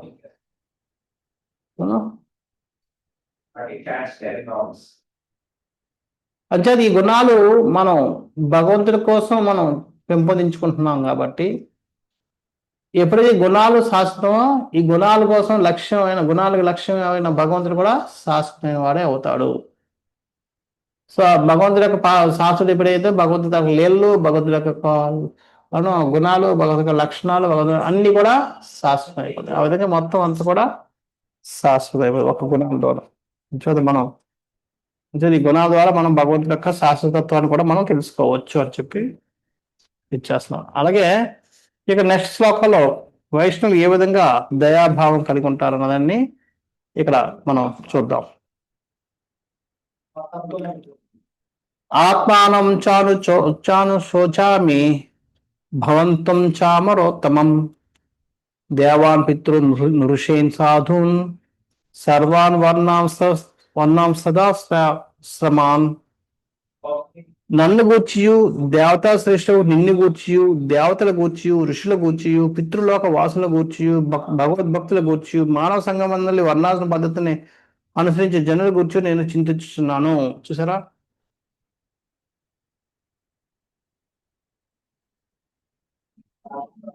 భక్తుడు తన ఒక్కరి కోసమే కాదు అందరి కోసం కూడా ఆయన చింతిస్తూ ఉంటాడు. యాక్చువల్ భగవంతుడు మనకంటే ఎక్కువగా చింతనలో ఉన్నాడు ఆయన. ఎందుకు? ఆయన కష్టం అని కాదు, లేదా రేపు రేపు భోజనం ఎవరు నైవేద్యం పెడతామా పెట్టమా అని కాదు. మనం ఇక్కడ కొట్టుమిట్టాడుతున్నాం, ఇక్కడ కష్టాలను ఎదుర్కొంటున్నాం, తెలుసుకోవడం లేదు. ఏ విధంగా తెలిసి అన్ని బయటపడే మార్గం ఉన్నా సరే మార్గం రావడం లేదు అని తల బాదుకుంటున్నాడు ఆయన. ఏం చేస్తే వింటాడు, ఏం చేస్తే నా దగ్గరికి చేరుతాడు, ఏం చేస్తే ఈ బాధ నుంచి బయటపడతాడు, బాధ బయటపడాలని అర్థం చేసుకుంటాడు అని చెప్పి ఆయన రాత్రి పగళ్ళు తల బద్దలు కొట్టుకుంటున్నాడు. మనం కూడా మన పిల్లల కోసం అంతగా ఆలోచించాం, ఆయన ఆలోచించినట్టుగా మన కోసం. ఆ గుణమే భగవంతుని భక్తుల్లో కూడా ఉంటారు. అందుకనే ఆమె ధరణి ఏమంటుందంటే, వీళ్ళందరి కోసం, నీ కోసం, దేవతల కోసం, ఋషుల కోసం, పితృలోక వాసుల కోసం, భగవద్భక్తుల కోసం, ఎవరైతే వర్ణాశ్రమ ధర్మాన్ని ఆచరించాలని ప్రయత్నిస్తున్నారో వాళ్ళ కోసం, వాళ్ళందరి కోసం నేను ఆలోచిస్తూ చింతిస్తున్నాను. కోసం కాదు. అందుకనే దుఃఖి అంటారు వైష్ణవుల్ని. ఆయన ఎవరంటే భక్తులనే కాదు, అభక్తులైనా సరే దుఃఖంతో ఉంటే ఆయన చూడలేడు. అందుకే ప్రహ్లాద్ మహారాజుని నరసింహదేవుడు అడిగితే ప్రహ్లాద్ మహారాజు ఏమంటాడు, ఈ భౌతిక ప్రపంచంలో సృష్టిలో ఉన్న ప్రతి జీవిని నువ్వు వాళ్ళందరికీ ముక్తిని ప్రసాదించు, వాళ్ళు ఏమైనా కర్మను అనుభవించాలంటే అవన్నీ నాకు ఇచ్చే, వాళ్ళ కోసం నేను ఇక్కడ అనుభవిస్తూ కూర్చుంటాను, కానీ వాళ్ళందరూ వెళ్ళిపోను. ఆయన అక్కడ భక్తుల కోసమే చెప్పడం లేదు. ఎవరైతే తనతో పాటు నరసింహార్త అప్పుడు పాడారో వాళ్ళ కోసం చెప్పడం లేదు. ప్రతి జీవి, మనుషులు కోసం లేదు, ప్రతి జీవి కోసం. మనుషులు అక్కడే కాదు, ప్రతి జీవిని ఉద్ధరించే, వాళ్ళ కర్మలను నాకు ఇచ్చారు, నేను అనుభవిస్తూ కూర్చుంటాను, కానీ నేను మాత్రం వాళ్ళ కష్టాలను చూడలేకపోతున్నాను. అది భగవద్భక్తులకు ఉంటే కరుణాభావం. అందుకే ఇక్కడ ప్రభుపాదులు భాషలో చెప్తున్నారు, ఈ వర్ణాశ్రమ ధర్మం కోసం కూడా ఎందుకు భూదేవి బాధపడుతుంది, ఏమిటి దాని తన గొప్పతనం ఏంటంటే, గొప్పతనం జంతు ప్రవృత్తిని మానవ ప్రవృత్తిగా, ఆ పవిత్ర మానవ ప్రవృత్తిని భక్తి చైతన్యముగా వృద్ధి చేయటకు మాత్రమే నిర్దేశితమైన భగవత్ రచితమైన వర్ణాశ్రమ ధర్మము మూర్ఖత్వముచ్చే భ్రష్టు పడినప్పుడు ప్రశాంత జీవనము మరియు పురోగమ జీవనము అనే వాటికి తీవ్రమైన అంతరాయం కలగగలదు. వర్ణాశ్రమం దేనికోసం? జంతు ప్రవృత్తి నుంచి మానవ ప్రవృత్తికి, మానవ ప్రవృత్తి నుంచి కృష్ణ చైతన్యానికి నడిపించేది. అందుకనే మనందరం 4 నియమాలు పాటిస్తుంది భక్తి కాదు. 4 నియమాలు పాటించకపోతే మనం జంతు ప్రవృత్తిలో ఉన్నాం. ఎప్పుడైతే 4 నియమాలు పాటిస్తామో జంతు ప్రవృత్తి నుంచి మనిషి ప్రవృత్తికి వచ్చిన వాళ్ళం అవుతాం. అప్పుడు ఆ 4 నియమాలు పాటిస్తూ ఎప్పుడైతే మనం భక్తి చేస్తామో అప్పుడు మనం కృష్ణ చైతన్యవంతులం అన్నాడు.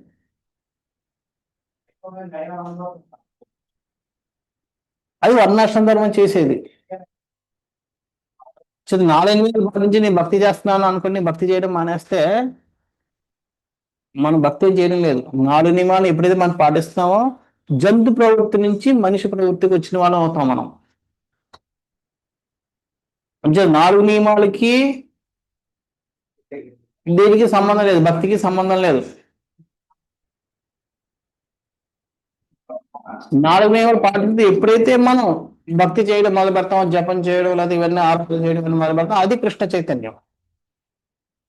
మరి అర్థం నేను జపం చేయడం అది చేస్తాను కరెక్టే, కానీ మానవ స్థాయికి రాకుండా జంతువులుగా ఎవరు ముక్తిని పొందలేరు.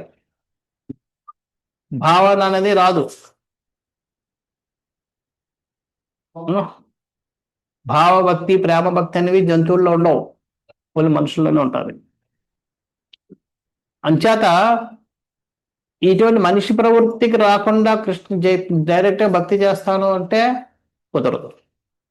అందుకే 4 నియమాలు ఇంపార్టెంట్, భక్తి చేయడం ఇంపార్టెంట్, రెండు ఇంపార్టెంట్. రెండు చేయాలి మనం.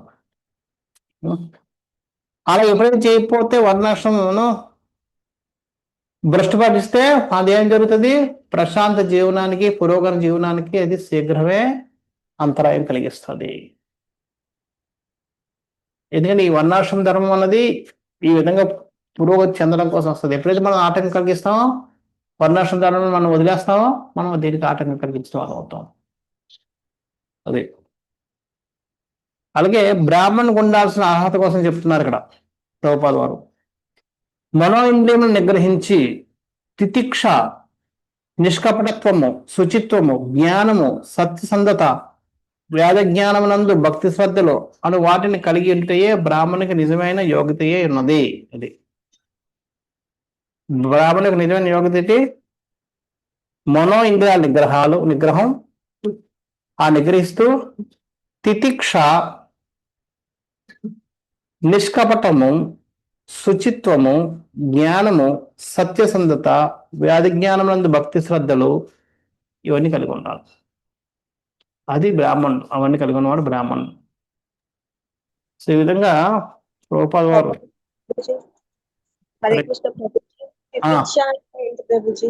అంటే సహనం, ఓపిక. సో ఈ విధంగా ఇవన్నీ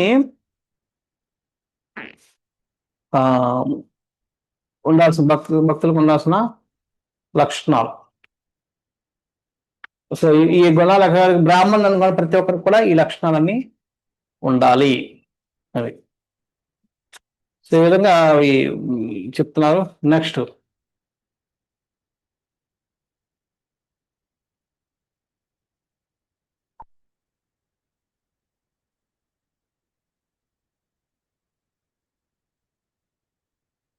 భగవంతుడి యొక్క కృపని ఏ విధంగా పొందడం ఎటువంటిది అన్నది ఇక్కడ చెప్తుంది. నెక్స్ట్ వివరిస్తున్నారు. బ్రహ్మాదయో బహుతిదం యదపాంగ మోక్షం కామాస్తపాశమచరన్ భగవత్ ప్రసపన్న శాస్త్రీ స్వవాస మరవింద వనం విహాయ యత్పాద సౌభగమలం భజతేను రక్త తస్సాహమబ్జ కులిశాంకుశ కేతుకేతై శ్రీమత్ పదైర్భగవత సమలంకృతాంగి త్రినత్యరోచ ఉపలభ్య తతో విభూతిం లోకాన్ సమాం వ్యసృజ దుస్మయతీం తదంతే. ఎవరి కృపా వీక్షణం కొరకే బ్రహ్మదేవుడు వంటి దేవతలే పలు దినములు పూర్ణ పురుషోత్తమ శ్రీకృష్ణుని శరణం పొందిండిరో, ఆ లక్ష్మీదేవియే కమలవనములందలి తన నిజవాసమును వీడి ఆ దేవదేవుని పాదపద్మ సేవలో నియుక్తురాలైనది.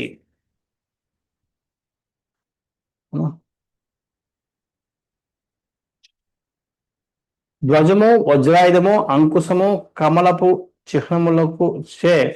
చిహ్నములచే అంకితమగు భగవాని పాద ముద్రలతో అలంకృతమగుట ద్వారా ముల్లోకముల సౌభాగ్యమును అతిశయించగల ప్రత్యేక శక్తి సామర్థ్యములను నేను పొంది ఉంటిని. నేను అత్యంత భాగ్యశాలినని భావించగానే చివరకు ఆ దేవదేవుడు నన్ను విడిచి వెళ్ళినాడు. అవునా?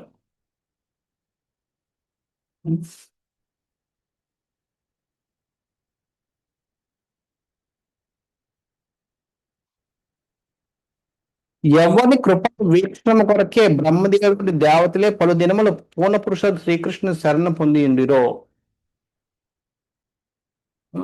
ఇక్కడ చూడండి, ఆ, భలే మరి విచిత్రంగా చెప్తున్నారు ఇక్కడ. బ్రహ్మదేవుడు ఏం చేశాడట? ఎవరి కృప ఎవరి కృప పొందడం కోసం బ్రహ్మదేవుడి దేవతలు కృష్ణుని పూజించారట. కృష్ణుని ఎందుకు పూజించారు? కృష్ణుని కృప పొందడం కోసం కాదు, ఎవరి కృప పొందడం కోసం. అరే ఎవరి కృప పొందడం కోసం అంటే ఆయన పూజించారు, కానీ కృష్ణుని ఎందుకు పూజించడం? మనకి వీడు శివుడు పూజగా శివుని కృప పొందాలంటే శివుని పూజిస్తాం, కానీ ఇక్కడ వీళ్ళు ఏం చేస్తారు? కృష్ణుని పూజించారు. ఎవరి కోసం ఏంటి? ఎవరి కోసం అది? ఎవరి కృప కోసం? లక్ష్మీదేవి. ఆ లక్ష్మీదేవియే. లక్ష్మీదేవి కృప పొందడం కోసం వీళ్ళందరూ కృష్ణుని పూజించారు. చూడండి, అదైతే అది ఎవరికైనా జరిగిందా? జరిగింది. లక్ష్మి అంటే అర్థం ఏంటంటే సమగ్రం. అంటే జ్ఞానలక్ష్మి, ధనలక్ష్మి, ధైర్యలక్ష్మి, విజయలక్ష్మి, ఇవన్నీ అందరూ లక్ష్ములందరూ కూడా. అంటే మనకు జ్ఞానం ఉండాలన్నా అది కూడా లక్ష్మీదేవి యొక్క రూపమే. ధనం కూడా లక్ష్మీదేవి యొక్క రూపం కూడా. ఇవన్నీ కూడా లక్ష్మీ యొక్క. సో బ్రహ్మదేవుడు కూడా ఈ సృష్టిని ఎలా సృష్టించాలన్న జ్ఞానం కోసం తపస్సు చేశాడు కదా. ఎవరి మీద తపస్సు చేశాడు? కృష్ణుడి కోసం తపస్సు చేశాడు. దేనికోసం? నేనేం చేయాలి? పుట్టాను, ఏం చేయాలి? ఆ జ్ఞానం కోసం. సో అది లక్ష్మీదేవి కృప. ఆ లక్ష్మీదేవి కృప కోసం ఆయన, అటువంటి లక్ష్మీదేవి ఏం చేస్తుంది? తన నివాసం విడిచిపెట్టి భగవంతుడి పాదాలను పట్టుకుని కూర్చుంటుంది.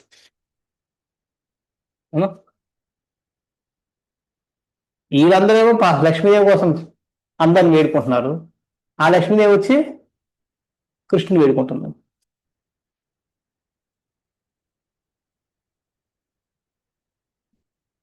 సో ఇక్కడ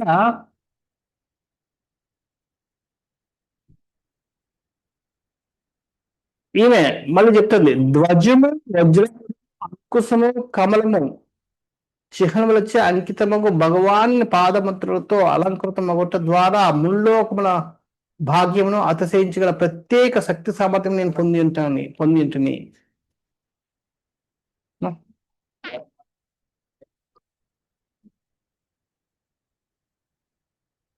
అక్కడ చూడండి, ఆయన ఏం చెప్తున్నాడు? లక్ష్మి భూదేవి ఏం చెప్తుంది? ధ్వజము అంటే భగవంతుడి యొక్క పాద చిహ్నాల్లో భగవంతుడి యొక్క పాదాల మీద ఎన్ని చిహ్నాలు ఉంటాయి ఎవరికైనా తెలుసా? 18 అని చెప్తున్నారు ఇక్కడ. ఎవరికైనా తెలుసా? 19 ఎవరు చెప్పారు? Vijayalatha. Very good, nice, thank you. 19. Yes, correct. So 19 లక్షణాలు ఉంటాయి. ఆ 19లో నేను గుర్తులేదు, 6 చిహ్నాలు తాలూకా 6 చిహ్నాలు చాలా పవిత్రమైనవి. ఎవరికైనా తెలుసా? అవి చాలా ఇంపార్టెంట్. ఎక్కడ రాసాను గుర్తులేదు, ఎక్కడ రీసెంట్గా నేను లెక్చర్ విన్నాను, నోట్స్ చూస్తున్నాను.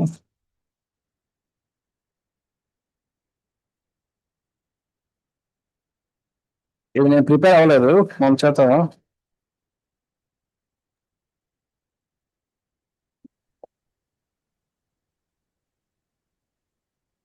హరే కృష్ణ. పద్మము, శంఖము, గద. ఆ? పద్మము, ఉమ్, శంఖము, ఉమ్, గద, ఉమ్, అంకుశము, ఉమ్, మేనము, చేప. ఉమ్.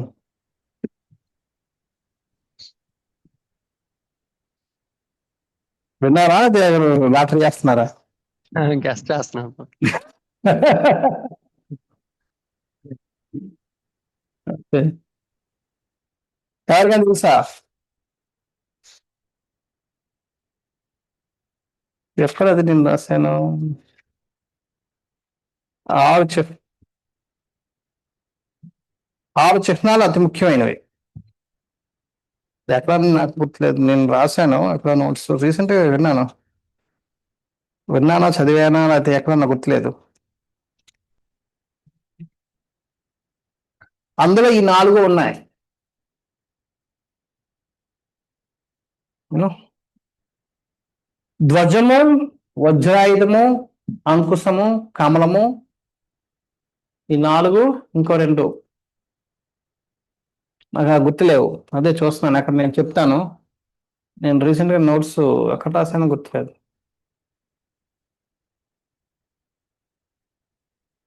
ఇవి ఎందుకంటే ఇవి చాలా, వీటి మీద మనం మెడిటేషన్ కూడా చేయాలట, ఈ ముద్రల మీద. వజ్రాయుధం ఏం చేస్తారు తెలుసా? వజ్రాయుధం ఏం చేస్తుంది తెలుసా? కొండలను పిప్పులు చేస్తుంది కదా. అలాగే ఈ వజ్రాయుధం ఏం చేస్తుందంటే మనలో ఉన్న అనర్థాలు అనే కొండల్ని పిప్పి చేసి పెడుతుందట ఎప్పుడైతే మనం మెడిటేట్ చేస్తామో. అందుకే అది ముఖ్యమైనది. అంకుశం అంటే తెలుసా? ఏనుగు తల మీద అలాగే పొడుస్తుంటారు కదా అంకుశం. ఏనుగు తమో గుణపు జీవి, దాంతో పొడుస్తేనే అది బరువు పని చేస్తుంటుంది దానికి. అందుకని అంకుశం మనలో ఉన్న తమో గుణాన్ని తొలగించడానికి పనిచేస్తూ ఉంటుందట.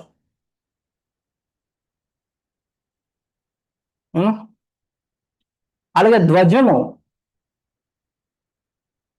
ధ్వజం ఏంటంటే అంత విజయానికి చిహ్నం. సో మనకి అది ఆ ధ్వజం ఎప్పుడైతే మనలో మనకి విజయాన్ని సమకూరుస్తుంది. అందుకే అది ధ్వజం.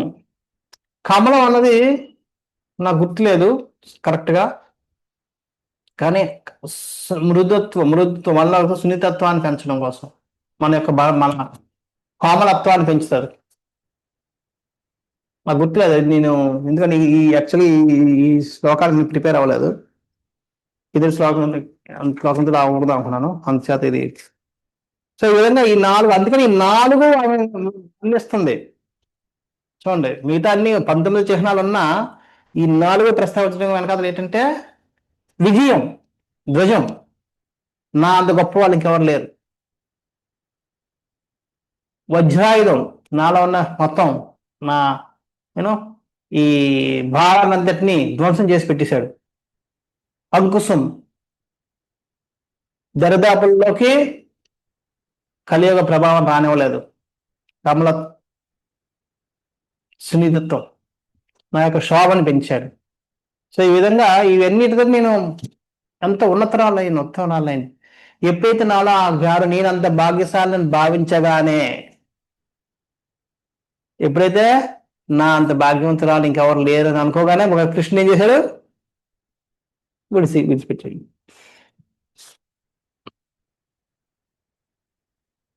మనం రీసెంట్గా ఈ రుక్మిణి కృష్ణుల మధ్య జరిగిన సంభాషణ కోసం మనం చర్చించాం, గుర్తుందా మీ అందరికి? దాంట్లో కృష్ణ చక్ర ఠాకూర్ల వారు రాస్తారు, కృష్ణుడు ఆ విధంగా రుక్మిణీదేవితో మాట్లాడడానికి కారణం, నువ్వు కావస్తే వేరే వాళ్ళని ఎవరినైనా ఎన్నుకో అని చెప్పడానికి కారణం ఎందుకంటే ఆవికి కూడా ఒక రకమైన గర్వం వచ్చిందట. అంటే పట్టప్రాణులందరిలోకి నేనే గొప్పదాన్ని. చేత కృష్ణుడికి నేనంటే కొద్దిగా ఇష్టం, మిగతా వాళ్ళందరికంటే నేనంటే కొద్దిగా ఇష్టం, నేనంటే ఇష్టపడతాడు అని గర్వం ఉందట. అందుకని ఆ గర్వం అణచడం కోసం కృష్ణుడు ఏమన్నాడు, అంత సీన్ లేదు నీకు, నేను నిన్ను కూడా విడిచిపెట్టేస్తాను, కావాలని నేను వెళ్ళిపో, నాకు నువ్వేం లెక్క కాదని చెప్పి చిన్న మందలింపు. చూడండి ఎంత సూక్ష్మమో మనకి గర్వం. మనం డైరెక్ట్ పబ్లిక్ గా చెప్పుకుంటాం, నా అంత భక్తులు ఇంకెవరు లేరండి అన్నట్టుగా చెప్పుకుంటాం, ప్రవర్తిస్తూ ఉంటాం. భగవంతుడు మన ముఖం కూడా చూడటం,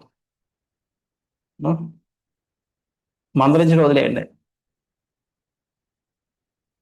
చేత చాలా సూక్ష్మం ఇది. ఈ మనకు తెలియకుండానే మనం గర్వితులం అయిపోయి మనం కృష్ణ యొక్క కృపను మనం కోల్పోతూ ఉన్నాం. అది మనం అర్థం చేసుకోవాలి.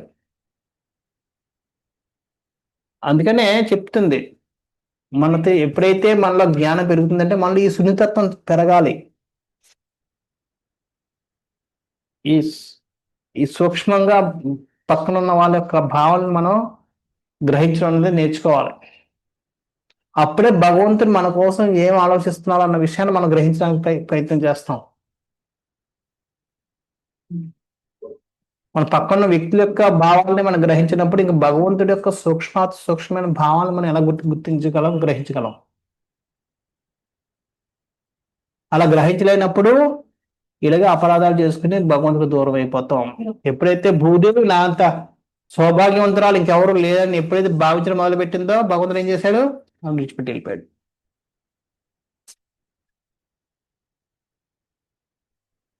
అది ఆమె అర్థం చేసుకుంది వెళ్ళిపోయిన తర్వాత. సో అంచేత మనం చాలా జాగ్రత్తగా వ్యవహరించాలి.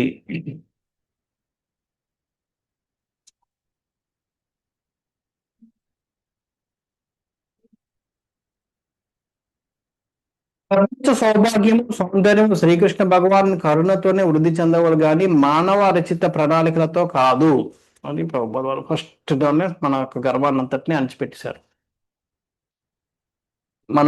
మన ప్రపంచ యొక్క సౌభాగ్యం కానీ సౌందర్యం కానీ ఇవన్నీ కూడా భగవంతుడి కృప వల్లే వృద్ధి చెందుతాయి తప్ప మన ప్రణాళికల వల్ల కాదు. అంచేత మనం ప్రణాళిక వేసాం, ప్లానింగ్ వేసుకోవడం వల్ల సక్సెస్ అయ్యాను లేకపోతే ఇవన్నీ అనుకుంటే అదంతా తప్పుడు ఆలోచన. ఇదంతా కూడా భగవంతుడి యొక్క కృప వల్లే మనకి జరుగుతుంది అన్న విషయాన్ని మనం గ్రహించాలి అని చెప్పి ప్రభుపాద వారు ఒక్క సెంటెన్స్ తోటి మన యొక్క గర్వాన్ని మొత్తాన్ని ఎరగొట్టారు. సో అది ఈ పారాగ్రాఫ్ అందరికి సారాంశం.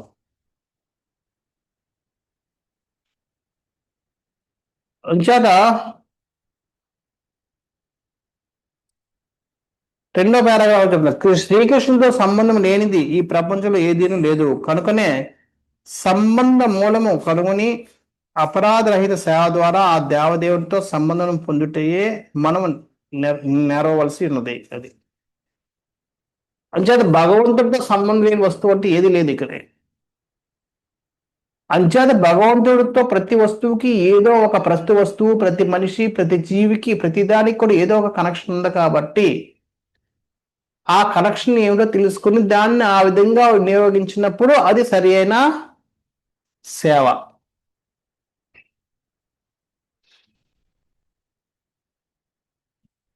అంచేత మనం ఎవరిని కూడా తిరస్కరించడానికి లేదు సేవలో.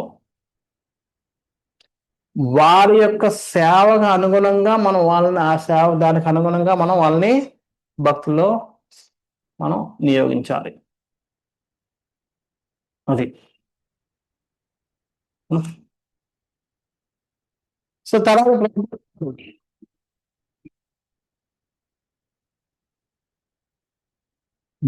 అపరాధరహిత భగవన్నామం యొక్క గొప్పతనాన్ని చెప్తున్నారు.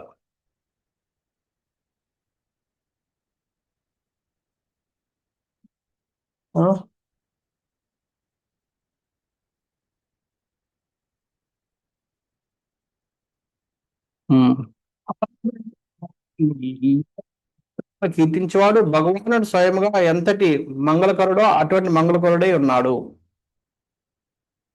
ఉం? సో భగవంతుడు ఏ విధంగా మంగళకరుడో అపరాధరహితంగా జపం చేసేవాడు కూడా అంతే విధమైన మంగళకరుడు అయిపోతాడు. అటువంటి భక్తి శుద్ధ భక్తుల ప్రపంచ వ్యాప్తి ప్రచారము ప్రపంచ కష్టములను శీఘ్రమే నివారింపగలదు. ఎప్పుడైతే అటువంటి భక్తులు ప్రచారం చేస్తే ఆ ప్రచార ప్రభావం వల్ల ప్రపంచంలో ఉన్న కష్టాలన్నీ కూడా తొలగిపోతాయట. అనగా శ్రీకృష్ణ భగవాను పవిత్ర నామమును ప్రచారం చేయడం ద్వారానే మనం కలియుగ ప్రభావం నుండి రక్షింపబడగలము. సో అంచేత ఎప్పుడైతే మనం అటువంటి నామాన్ని మనం ప్రచారం చేస్తామో ఆ నామ ప్రచారం ద్వారా మనం కలియుగ ప్రభావాన్ని మనం ఆపగలుగుతాం, కలియుగ ప్రభావం నుంచి రక్షింపబడతాం అని చెప్పి ప్రభుపాద వారు ఈ పవిత్ర నామ జపం యొక్క గొప్పతనాన్ని చెప్పారు. ఇక్కడ విశ్వనాథ్ చక్రవర్తి ఠాకూర్ వారు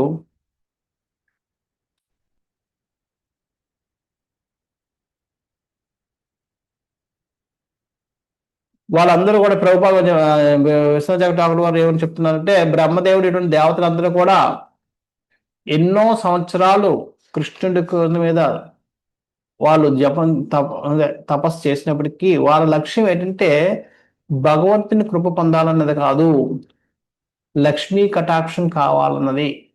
అందుకని వాళ్ళందరూ కర్మ మిశ్ర భక్తులు అయ్యారు తప్ప శుద్ధ భక్తులు అవ్వలేదు.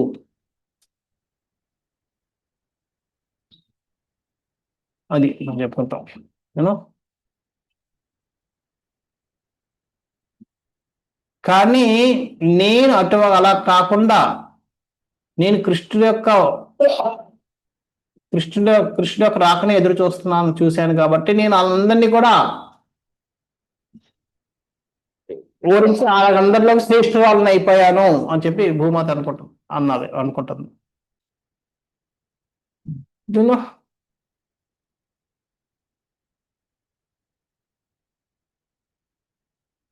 సో ఇప్పుడు ఆ ఐశ్వర్యం వెళ్ళిపోయినప్పటికి కూడా, అంటే కృష్ణుడు ఇప్పుడు నన్ను విడిచిపెట్టి వెళ్ళిపోయాడు, ఆ ఐశ్వర్యం ఆ శుభం అన్ని పోయినప్పటికి కూడా ఇంకా నాలో ఇంకా గర్వం పోలేదు. ఇంకా నేను అనుకుంటున్నాను నా యొక్క గొప్పతనం వైకుంఠం కన్నా గొప్పది, వైకుంఠానికి కూడా ఇటువంటి అనుభూతి, వైకుంఠంలో కూడా వైకుంఠ నారాయణ తిరుగుతాడని కృష్ణుడు తిరగడు. అంచేత నా అదృష్టం వైకుంఠం కన్నా గొప్పది, నేను ఇంకా మురిసిపోతూ ఉన్నాను, ఆ గర్వం వల్ల నన్ను భగవంతుడు విడిచిపెట్టి వెళ్ళిపోయాడు అని చెప్పి భూదేవి తనకు తక్క గొప్పతనాన్ని, అంటే తన గొప్పతనం అంటే అదే భగవంతుడు యొక్క గొప్పతనాన్ని పరోక్షంగా అది ఆమె గుణగానం చేస్తుంది. అది హరే కృష్ణ. ఎవరికైనా ప్రశ్న? హరే కృష్ణ ప్రభుజీ. హరే కృష్ణ మాతాజీ. బ్రహ్మదేవుని స్థాయిలో కూడా లక్ష్మీ కటాక్షం కొరకే ప్రయత్నం కోరుకుంటారా ప్రభుజీ? అంటే లక్ష్మీ కటాక్షం అంటే దేనికోసం, ఏ అర్థం చేసుకోవాలి ప్రభు? లక్ష్మీ కటాక్షం అంటే అర్థం ఏంటంటే వాళ్ళకి చూడండి, లక్ష్మీదేవి ఉన్న చోట నారాయణ ఉండాల్సిన అవసరం లేదు, కానీ నారాయణ ఉన్న ప్రతి చోట కూడా లక్ష్మీదేవి ఉంటుంది. అందుకని ప్రభుపాద వారు అంటారు, రావణాసురుడు చేసిన తప్పేటి, నాకు నారాయణ రెడ్డి లక్ష్మీదేవి కావాలని తీసుకెళ్ళాడు, అందుకని వినాశనం తెచ్చుకున్నాడు. కానీ భక్తులు అన్న వాళ్ళు ఏం చేస్తారు, నారాయణ తెచ్చుకుంటారు ఇంటికి, అందుకని ఆటోమేటిక్ లక్ష్మీదేవి వచ్చేస్తుంది. సో అంచేత అంటే మనకి భగవంతుడి యొక్క భక్తి కాకుండా మిగతావి ఏవి కావాలని కోరుకుని తపస్సులు చేసినా ఏం చేసినా అదంతా లక్ష్మీ కోసం మనం చేస్తున్నట్టే.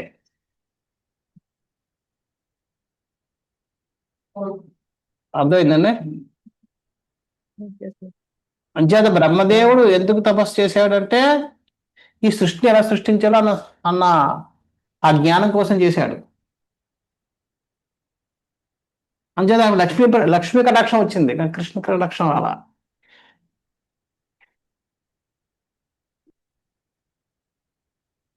ఉంది. ఇప్పుడు ఏమని చేయాలి ప్రభుజీ? అదే కదా ఇప్పుడు ఆయనకి కావాల్సిన, ఆయన చేయాల్సిన పనే అది కదా. చూడండి, ఇప్పుడు ఆయన పని అది, కానీ భక్తి భావన వేరు. చూడండి, ఇంట్లో వంట తల్లి చేసిన దానికి పని మనిషి చేసిన దానికి తేడా ఉంటుందా ఉండదా? ఉంటుంది ప్రభుజీ. ఏంటి తేడా? పని మనిషి కూడా మనిషి ఉంటుంది. తల్లి ప్రేమ. ప్రేమ ఉండదు, ఆ, ప్రేమ ఉండదు ప్రభు. మరి అది అంటే మీకు ఆ ప్రేమ లేనప్పుడు మీరు సేవ చేస్తే లాభం ఏంటి?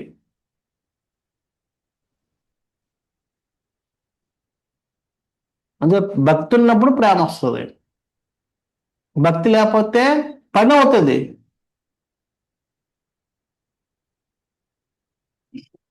కానీ ప్రేమ రాదు. భగవంతుడి పని కాదు కావాల్సింది, భగవంతుడు తన పని తను చేసుకోగలడు. మనకు కావాల్సిన ప్రేమ. అందుకని భక్తి భక్తి భక్తి భక్తి సృష్టి అంటే చేయటానికి కదా. అవును, సృష్టి చేయడం అనేది డ్యూటీ. అదేమన్నా డ్యూటీ ఎవరైనా చేస్తారు. డ్యూటీ ఎలా చేయాలి ప్రభుజీ అడిగింది? అలా కాదండి, ఇప్పుడు చూడండి, ఇప్పుడు మన కంపెనీ ఓనర్ ఉన్నాడు. కంపెనీ ఓనర్ కంపెనీ లాస్ అయితే కంపెనీ వదిలేసి వెళ్ళిపోతాడా వేరే కంపెనీకి? వెళ్ళిపోతాడా? వెళ్ళాలి ప్రభుజీ, ఆ? వెళ్ళాలి. వెళ్ళడు. ఎందుకని? వెళ్ళండి. ఆ కంపెనీ మీద ఉన్న ప్రేమ అది. అది మిగతా వాళ్ళందరూ అంతే. ఆయనే ఇచ్చేవాడు. ఉండొచ్చు. చాలా కష్టపడి ఉండొచ్చు, ఆ కంపెనీని చిన్నదాని నుంచి పెద్ద స్థాయికి తీసుకొచ్చి ఉండొచ్చు, కానీ ఈ రోజు ఆ కంపెనీ సాగడం లేదంటే వదిలేసి వేరే కంపెనీ వెళ్ళి జాయిన్ అయిపోతాడు. కానీ ఓనర్ కా జాయిన్ అవ్వడు. ప్రేమ ఉంటే వదిలి విడిచిపెట్టి వెళ్ళడు.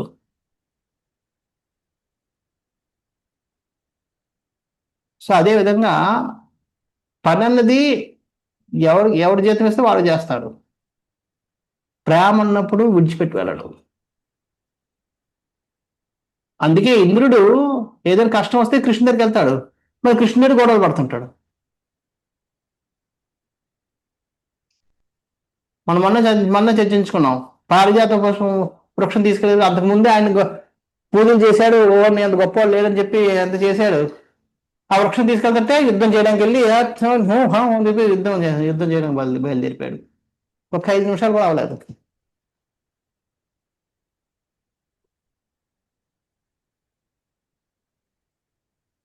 ఎందుకని ప్రభుజీ అదంతా మాయ? అదే ప్రేమ లేదు. ప్రేమ లేదు. లక్ష్మీ కటాక్షం ఉన్నప్పుడు ఏంటంటే నా ఆస్తి నా ఇది నా దాంట్లోనే ఉంటాం, అలాగే ఉంటాం తప్ప ప్రేమ అన్నది ఉండదు.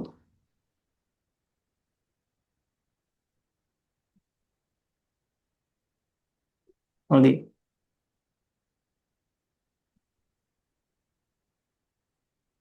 దాన్ని బట్టి మనం ఏం కోరుకోవాలి ప్రభుజీ? భక్తే కోరుకోవాలి. భక్తి కోరుకోవాలి. భక్తి కోరుకుంటే మిగతా అన్నీ వస్తాయి ఆటోమేటిక్గా.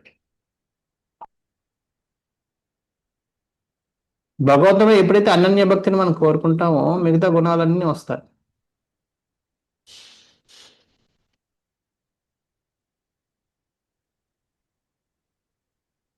మనం కోరుకోవాల్సిన లేదు. కోరుకోకుండానే అన్నీ కూడా మనలో వచ్చేస్తాయి, పెంపొందించబడుతుంటాయి. హరే కృష్ణ ప్రభుజీ, దండవతం. హరే కృష్ణ. ప్రభుజీ, ఉత్తమ భక్తికి ప్రతిఫల అపేక్ష కూడా కర్మ జ్ఞాన ఉండకూడదు కదా ప్రభుజీ? ఉత్తమ ప్రతిఫలాపేక్ష భావన ఉండకూడదు. సో ప్రతిఫలాపేక్ష ఉండకుండా అంటే కర్మ చేసే జీవులందరికీ కూడా అపేక్ష అనేది ఉంటది. అంటే చాలా మందికి ఉంటది. ఆ ఆపేక్ష పోవడానికి రెమెడీస్ ఏమైనా ఉంటాయి ప్రభు? అంటే దానికి ఏం చేయాలి? అపేక్ష లేకుండా ఉండాలంటే దానికి అంటే కర్మకి ప్రతిఫలం అంతా భగవంతుడే కారణం అనుకోవాలా అంటే? చూడండి, ప్రతిఫల ఆపేక్ష లేకపోవడం అన్నది భక్తి అవ్వదు. ప్రతిఫలం అన్నది ఉండాలి. ప్రభుపాద వారు వాళ్ళ శిష్యులందరి మీద ఎన్నిసార్లు కోపడ్డారు, వెధవలు ఎందుకు పనికిరారు అది ఇదని చెప్పి. ఎందుకని? ఆయన చెప్పిన నచ్చినట్టుగా ఆయన చేయలేదు కాబట్టి. అంచేత ప్రతిఫల ఆపేక్ష లేకపోయినంత మాత్రాన మన భక్తులు అయిపోయామని అనడానికి లేదు. ప్రతిఫల ఆపేక్ష ఉండాలి. భగవంతుడు అవతరించిన ఏదో ప్రతిఫలాన్ని ఆశించి వస్తున్నాడు. కాకపోతే ఏంటంటే మనం ఆ ప్రతిఫల మీద ఎక్కువగా మమకారం పెంచుకోకూడదు. అది మనం చేసే తప్పు. ఇప్పుడు చూడండి, నేను చదువుతున్నాను, మనం ఎందుకు చదువుతున్నా అంటే స్కూల్ టాప్ రావాలి.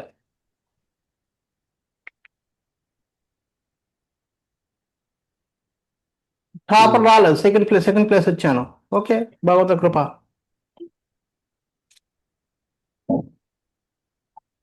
అది అప్పుడు నిజమైన మన ప్రతిఫలాపేక్ష లేనట్టు.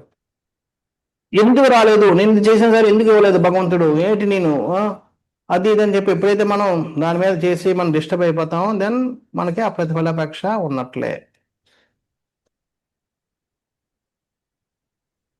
ప్రతిఫలాపేక్ష లేకపోతే మనం ఏ పని చెయ్యం. అది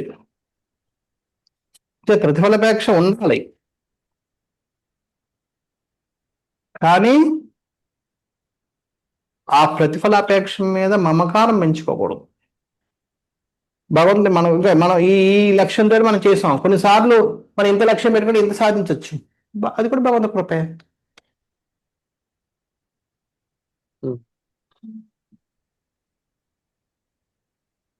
నేను పాస్ అవుతే చాలా అనుకున్నాను, స్కూల్ ఫస్ట్ వచ్చేసాను, కాలేజ్ ఫస్ట్ వచ్చేసాను. కాలేజ్ ఫస్ట్ రావాలనుకున్నాను, ఫెయిల్ అయిపోయాను. రెండు భగవంతుడి కృపే. అలా చూడగలిగినప్పుడు మన ప్రతిఫలాపేక్ష లేదు నాకు. అప్పుడు డిస్టర్బ్ అవ్వలేదు, ఇప్పుడు గొప్ప పొంగిపోలేదు.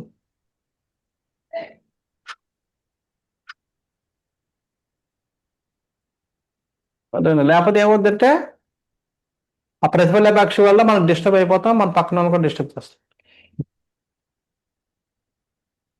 నాకేం వద్దనుకొని కూర్చుంటే అది తప్పు. అది అంటే అట్లా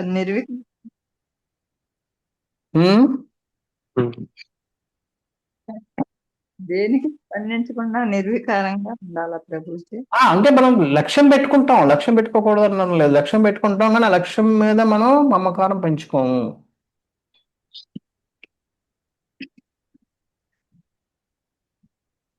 ఎందుకంటే మనం లక్ష్యం పెట్టుకోవడం మన కృషి మీద మనం లక్ష్యం పెట్టుకుంటున్నాం, కృషిని బట్టి. కానీ మన కర్మ కూడా ఒకటి ఉంటుంది.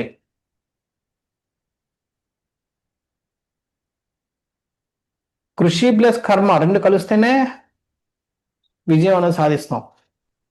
ఆ రెండులో ఏది అనుకూలంగా లేకపోయినా మనం విజయాన్ని సాధించలేం. రెండు సానుకూలంగా ఉండాలి. కృషి ప్లస్ కర్మ, కృషితో పాటు పూర్వజన్మ కర్మలా? అవును, అంతే కదా.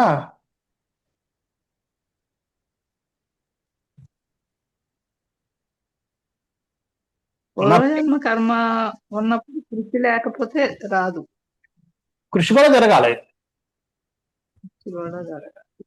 పూర్వజన్మ ధర్మతో పాటు కృషి కూడా జరిగినప్పుడు మనకి అది వస్తుంది. ఇప్పుడు నేను సుఖం అనుభవించాలి, నేను అసలు ప్రయత్నం మానేస్తే ఆ సుఖం రాదు. ప్రయత్నించినప్పుడు ఇంత ప్రయత్నిస్తాను, ఇంత వస్తుంటుంది.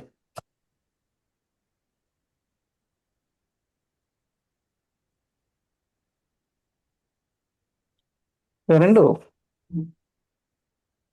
అందుకనే జ్యోతిష్ శాస్త్రం అన్నది వాళ్ళు కల్పన చేయగలరు కానీ అది సంపూర్ణంగా చెప్పలేరు. ఎందుకంటే వాళ్ళు కల్పన దేని బట్టి, ఇప్పుడున్న గ్రహాలు వీటిని బట్టి ఈ గ్రహ ప్రభావం వల్ల ఇది మంచి జరుగుతుంది, ఈ గ్రహ ప్రభావం వల్ల ఇది జరుగుతుంది, మా వాళ్ళకి ఇలా జరుగుతుంది, అలా జరుగుతుంది అని చెప్పగలరు.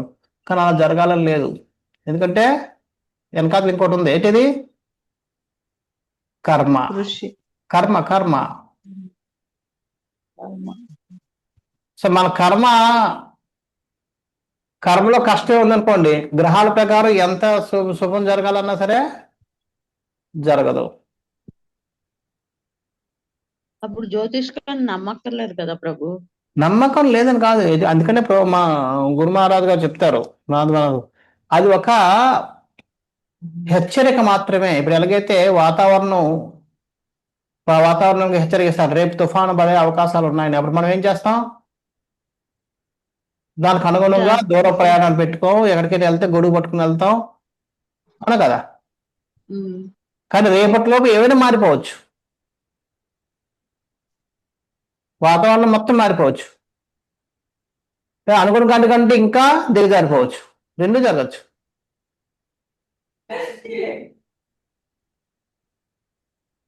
సో ఈ జ్యోతిష్ శాస్త్రం అనేది కూడా ఒక హెచ్చరిక మన జీవితంలో. ఓకే, మీకు ఇలాంటి కష్టం రాబోతుంది, లేదా ఇలాంటి సుఖం రాబోతుంది, ఓ కష్టం వస్తుంది కానీ మనం దానికి, కానీ మన కర్మ బాగుంటే ఆ కష్టం రాకపోవచ్చు. ఈ కర్మ బాగోకపోతే మనకు సుఖం రాసి పెట్టున్నా సరే రాదు.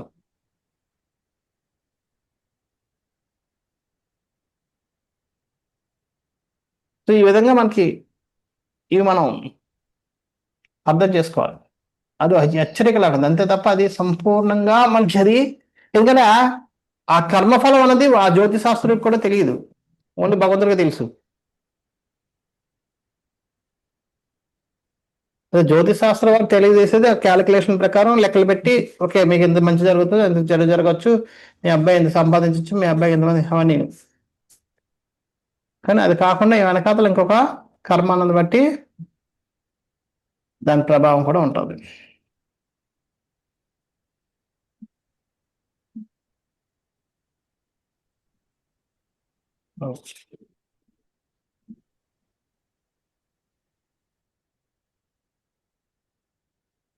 హరే కృష్ణ ప్రభుజీ, దండవత్ ప్రణామం.